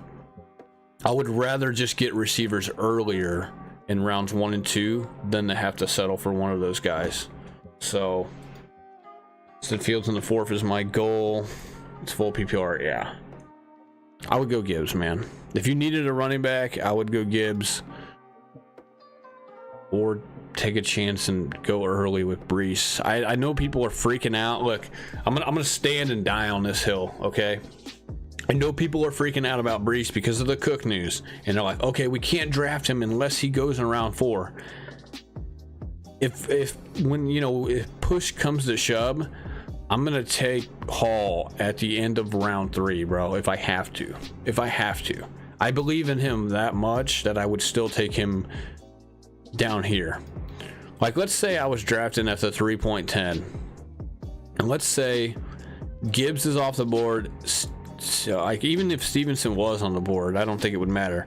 But let's say like Jacobs and Taylor were still on the board, but let's say Gibbs was gone. Let's say Keenan Allen was gone. Mark Andrews and Jackson are gone. I might pull the trigger on Breece Hall, like at the end of round 3 again. I like him that much. He looked pretty good on Hard Knocks the other day. I know it was non-contact practice, but I think people are going to be a little surprised at how good Breece Hall is. And I think people are overplaying their hand. I think they're overplaying the Cook news, and they're overplaying like Cook's not going to be practicing until maybe next week. I don't even think he's going to be practicing today or tomorrow. And so I mean, look, Cook still goes right here in round 8. So, you know what I mean? If people, it's so weird that people aren't, this is what I'm saying, people aren't as high on Cook, but they're dropping Breece Hall down here to me at the end of round 4. And so, like I said, I'm going to stand and die on Breece Hall this year. I think I would still take him in round 3. This is a gift right here at the end of round 4. It's a gift. But when, you know, if push came to shove, I would still take him at the end of round 3 if I had to. If Gibbs is gone and some other maybe safer options are gone that I like, I would take Brees and then get like a Swift, P. Ryan, Herbert later. I like Herbert later in the later rounds. I missed out on Herbert in this draft by a pick. I got sniped. This guy took Herbert right here at 94 whenever I was going to take him at 95. So I ended up settling for Dillon, Warren, and I actually got Charbonnet like super late. So I'm a Brees truther. Yeah, I am too. I think, like I said, dude, if push came to shove and I had to pull the trigger on Brees in round 3, I would.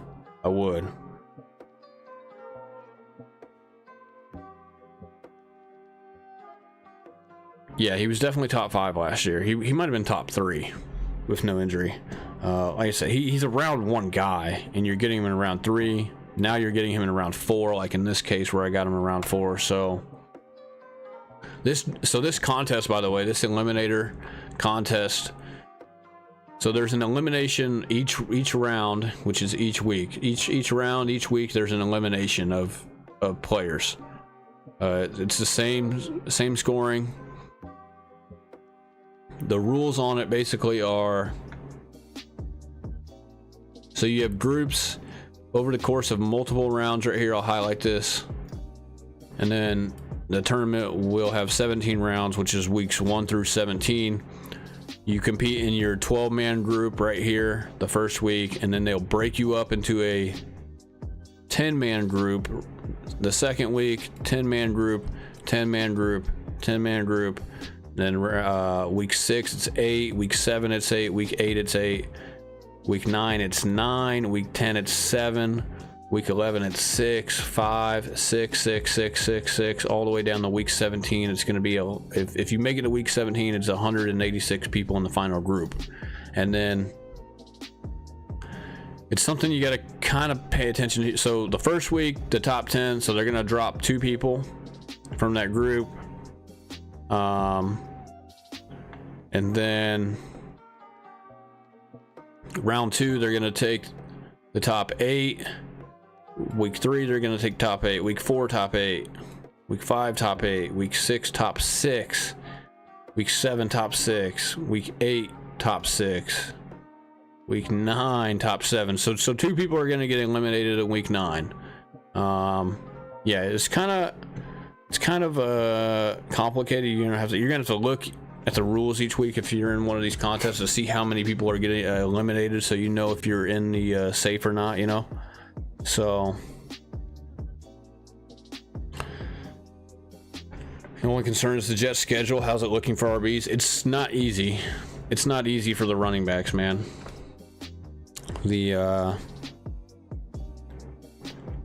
But I will say the Jets schedule is easy as far as like rest disparity. They have a good rest disparity. Like they're on more rest than a lot of their opponents are throughout the whole season. I was looking at Saquon's schedule because I was comparing him and Bijan. Barkley's schedule is stupid, man. It's so hard. Yeah, Bijan's got a pretty good schedule. Obviously, they have the second best schedule in the league this year. The Jets don't have an easy schedule, but they do have good rest disparity, I think, in the second half of the season, right? Whereas like my Chiefs have horrible rest disparity after the Eagles game, after week 11. You know, the Chiefs are like on negative rest disparity pretty much week 12 and on. I think the Jets are like the opposite. They're on more rest, which is good because Brees is going to be good for you down the stretch. He's probably not going to be quite as good weeks 1 through 5. And really just, you know, you never know. If Cook goes down with like an injury, like week 3 or week 4,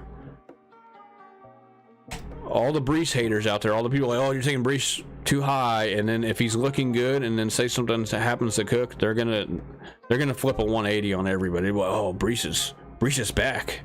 So a lot of this stuff, it's prediction. You're gonna have to gamble. You're gonna have to go with your gut instinct on a lot of stuff.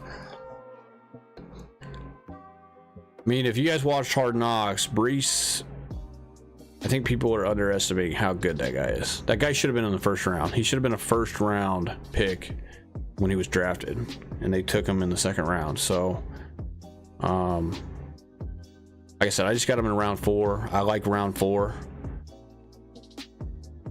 If you have to pull the trigger on him in round 3 because a lot of your guys that you want in round 3 just they're gone, then do it. Do it and try to cuff Cook later. You know what I mean? Like, I was probably gonna handcuff Cook in this draft. I was actually thinking about doing it, even though I didn't really want to. I was gonna handcuff him in this draft, but let me go to the other screen. I was gonna handcuff him, but somebody took him like right here. He took him right here at 89, and then obviously I got sniped. Herbert went right before I was gonna take him, so I think this team will be okay though. Like I said, Hurts, Carr. We got Breece Hall in the 4th round, Walker in the 5th. We even got Charbonnet like 2 rounds after his ADP to handcuff him, which helps. I don't mind AJ Dillon and Warren, and I don't mind Ty Chandler down here. The receiver room's awesome, so is the tight end room, so I think we'll be okay. We'll be okay if Breece gets going like week 5, I think. So, any other questions, Randy? Any other questions for me? Do you know who you're taking in round 1 and 2 in that draft? Like, are you taking 2 receivers in that draft? I'm assuming you are, because you're picking in the 8 spot, right? So you should get,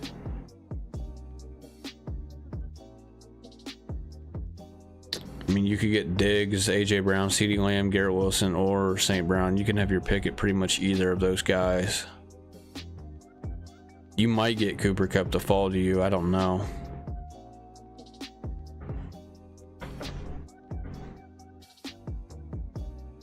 I think the safe pick would be like a Diggs or St. Brown, but Kupp's kind of a safe pick as long as he avoids injury, as long as he doesn't re-injure that hamstring. Going Amon-Ra, Bijan is gone, and Olave, CeeDee Lamb, or AJ Brown are gone. Yeah, I would. Yeah, Wilson over. Yeah, I would take Wilson over Olave. It's close, but Rodgers is gonna feed Wilson. Olave's got a little bit more competition, I think, and as far as I think the tight ends for like Jawan Johnson is a better tight end than Conklin. If once Kamara comes back, there's going to be a little bit of competition for Kamara taking targets away from some of the receivers. Dying on the Amon-Ra hill, yeah. The only thing I worry about St. Brown is if he gets like a concussion or something, or an ankle injury. He's like prone to one of those two things. Other than that, though, he's a monster. He's gonna get fed the ball a ton. He doesn't have a whole lot of competition, other than maybe Jahmyr Gibbs, and really that's it. He doesn't really have much competition. It's probably gonna be Laporta and Gibbs that kind of are his main competition for targets. I'm not worried about Marvin Jones. I'm not worried about Reynolds. I'm not worried about Jameson Williams either. So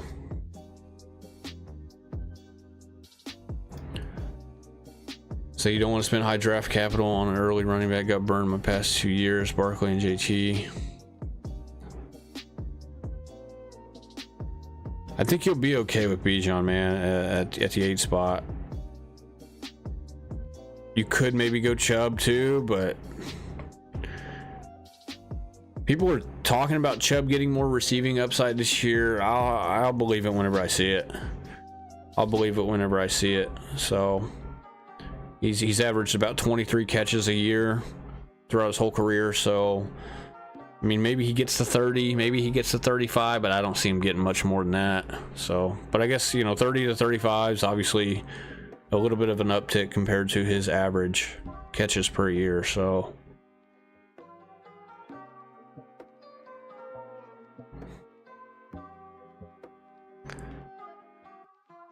You know what? And even, you know, if you really want to feel better about it, you could go quarterback in round 3.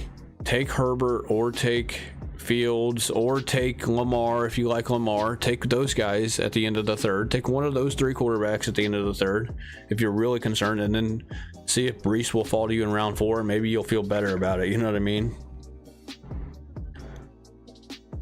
You could always go that option too.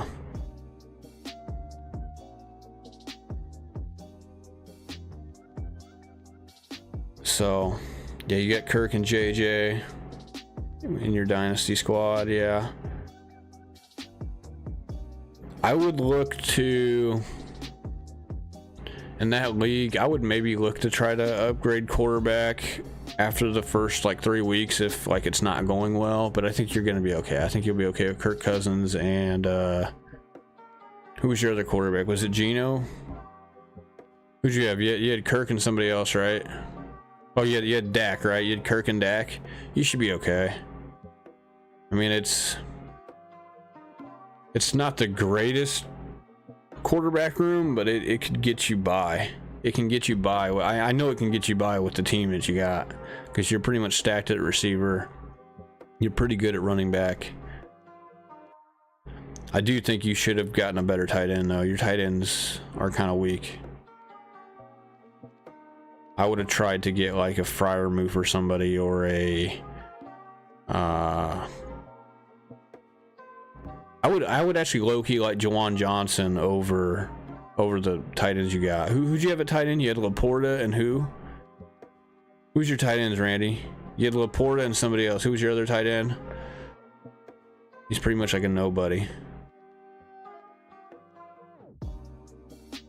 I'm trying to think of who it was.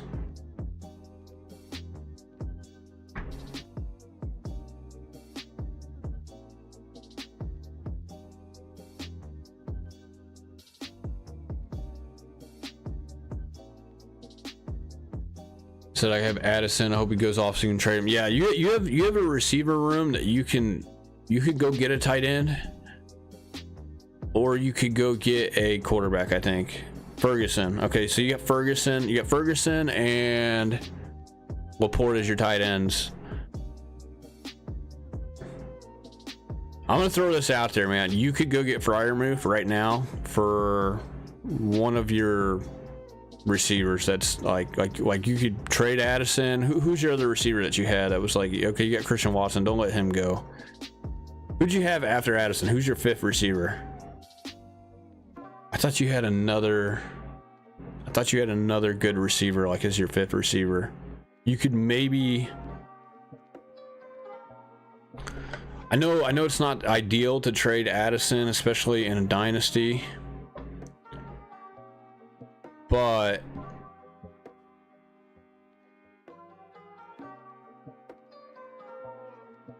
I don't know, man. I really like Freiermuth, man. And Freiermuth's a good dynasty tight end too. I think he could be, like, especially in dynasty. He's only in like year 3. Okay, you got Deontay Johnson too, right? Bro, I would try to do an Addison. If you really want to get better at tight end, like let's say you're not happy with your tight ends, you think you punted tight ends. I don't mind Laporte. I think Laporte is okay, especially for dynasty. I think Ferguson's I would probably do like an Addison for a Freiermuth straight up. I would try to. And if the guy doesn't budge on it, then it is what it is. But or you know, maybe shoot for somebody even a little better. Maybe I mean, Freiermuth would be like my go-to option. Goddard would be nice too, but I don't know if somebody would do that or not. I wouldn't do it for Njoku. I wouldn't do it for Evan Ingram. I wouldn't do it for Waller. I think Waller could have a decent year this year, but he is older, so in dynasty that wouldn't make any sense. Yeah, man, I don't mind Laporta, but I'm just I don't think you're gonna get what you want out of Laporta this year. Let's just put it that way. I just need 8 to 12 PPR points from tight end. Yeah, that's an easy 8 to 12 points though. If you get Freiermuth, that's an easy 8 to 12 points. Easy. I mean, Freiermuth is a beast. He's one of my favorite tight ends to draft like late. Like if I punt tight end, if I don't go get a tight end the first 7 rounds, he's like my favorite tight end. Like I have so much of Freiermuth. It's not even funny.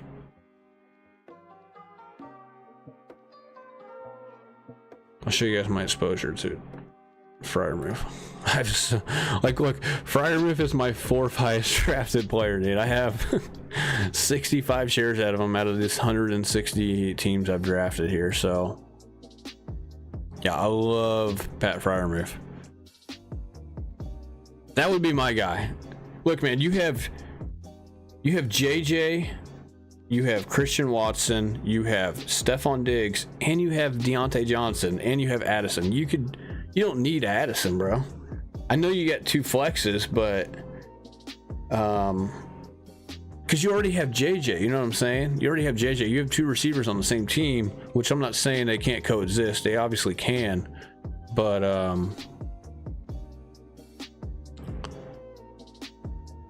I would just, I don't know. If you really wanted to go get a tight end, man, you could easily 1-for-1. Well, you might even be able to get more than Freiermuth. Like you could get Freiermuth and somebody else maybe for Addison. There's somebody out there that might be willing to do that in a dynasty.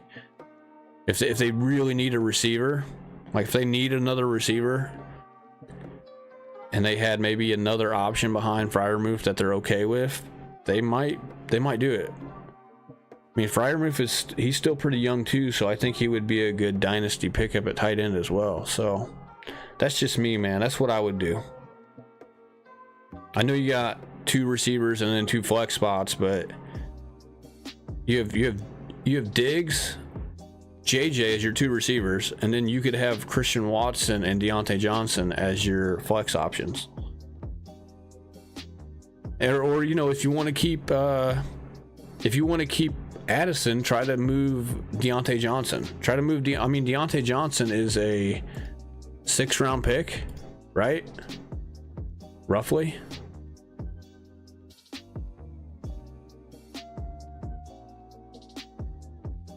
Let me go to this draft right here. Let's go to this draft real quick. Deontay Johnson goes right here. He went in the 5th round in this draft, but he's about a 5th or a 6th rounder. Addison's a 6th rounder. This guy actually has both of them. But Freiermuth is a 9th round pick, maybe a 10 sometimes. He's probably about he's about a middle of the 9th round pick. So, and obviously in Dynasty he's probably valued a little bit higher, but so is Addison. You might be able to do Deontay Johnson for Freiermuth in a 1-for-1. Like it doesn't have to be if you really like Addison, which I do too. I like Addison too, especially in Dynasty. He's a rookie. He's got more years than say Deontay Johnson does. Take Deontay Johnson and try to do a 1-for-1 swap for Freiermuth. See if the guy will take that. If the guy's a Steeler fan, he's probably not going to do it. But if he's not, he may not realize how good Freiermuth is. So that's what I would do, man. Get back to me if you know what I mean. If you want to go for a tight end and you try this, get back to me if you get it to work or whatever. I got to get off here because I got to go to the gym. It's already almost 7:30 my time, so I will probably be on Saturday. We'll go over some more news Saturday. I'm gonna be busy tomorrow. I'm not gonna be able to go live tomorrow. Should I get Goddard or Njoku? I would go Goddard. I like both of them, really. I like both of those guys. I really like all 3 of those guys. I like Freiermuth, Njoku, and Goddard. If I had to pick one, I'm taking Goddard. He's just on a better offense, man. He's on a better offense. Both Goddard and Njoku kind of have a little bit of an injury history. Freiermuth has been a little bit injured as well, not quite as much as Goddard or Njoku, but I believe Goddard is still pretty young. Really, all 3 of those guys are pretty young. They're not old at all. Let me check my ages real quick. And Njoku has had a little bit of injury concern for a lot of people, though.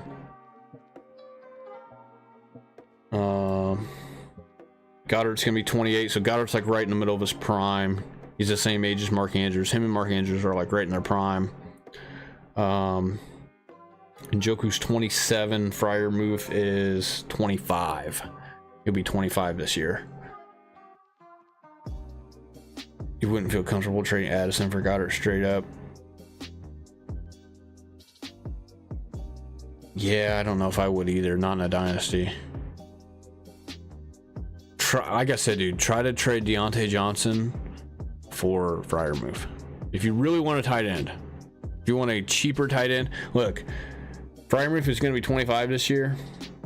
I think he's just as good. I think he's close to the same category as like a Goddard and an Njoku. I really think I got him and Goddard like in the same tier. Or I got Freiermuth and Njoku in the same tier. I got Goddard kind of like a tier above, but it's close. Goddard is 28. He's going to be 28 this year. Njoku's going to be 27 this year. Freiermuth's only going to be 25 this year. And I wouldn't be shocked if he ends up being a better tight end whenever all their careers are over, to be honest. So I would want Freiermuth, and I would first offer Deontay Johnson. He'll like it. He'll say, you know, he's gonna say, you know, you're a little light at quarterback and tight end, but I mean, you have pieces to move. Like you have such a deep receiver room that you can go get yourself like you can go get yourself a top 10 tight end right now, easily go get a top 10 tight end if you really wanted one. I would keep Laporta. Don't trade Laporta at all. If you had to package Ferguson with somebody to go get another tight end, do that. Or if you just packaged like one of those receivers, probably Deontay would be my first choice since he's a little older. And it's a dynasty, so I would want to keep Addison obviously in a dynasty. So that's what I would do, man. Try Deontay for Freiermuth straight up. That's what I would do. That's like the first thing I would do. I mean, you're not gonna miss Deontay, are you? You're not gonna miss Deontay Johnson, are you? I mean, the guy's what, 28? How old is this guy? He's 27. He'll be 27 this year. He's been in the league for a little while, not a while, but he's been in the league for, you know, obviously more years than Addison. He's got like 4 or 5 years on Addison. So trade Deontay for Pat Freiermuth straight up. That's what I would do, man. And if he doesn't take it, then because it looks like you're probably going to be starting Ferguson at tight end, at least until Laporta shows you something. Kind of super high on Deontay. Yeah, but you can afford to move him though if you're getting Freiermuth. You don't think so? Like, I feel like your team's value rises if you have a Pat Freiermuth on your team and you lose Deontay, because you're already stacked at receiver. You already have so many assets at receiver. So, oh, I agree, man. I agree. I like Deontay too. I like Deontay as well, but you're talking about Pat Freiermuth though too. Pat Freiermuth is on the cusp of being one of the best tight end, like being in that top 5 tight end category every year. He's on the cusp of it.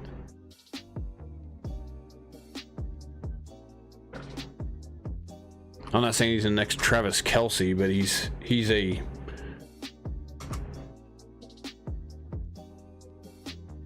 very good tight end, and I think Pickett loves Freiermuth. Like he's looking for Freiermuth, I think, a ton. Freiermuth was 5th in targets out of all the tight ends last year, 9th in target share, 7th in target rate. His ADOT was 8th overall. Deep targets, he had the 3rd most of any tight ends last year. Red zone targets, he had 10. He only had 2 touchdowns. Like that's the thing. Freiermuth is just missing like the touchdowns. Once the touchdowns start coming, it's like, and that's gonna improve with each year that Pickett gets better. Each year that the offense gets better. The offense was terrible last year for the Steelers. 6th in overall receptions. I mean, he's top 10 in like all of these categories here. Yards after the catch, he was top 10. Receiving yards, he was 6th overall. Unrealized air yards, 4th overall.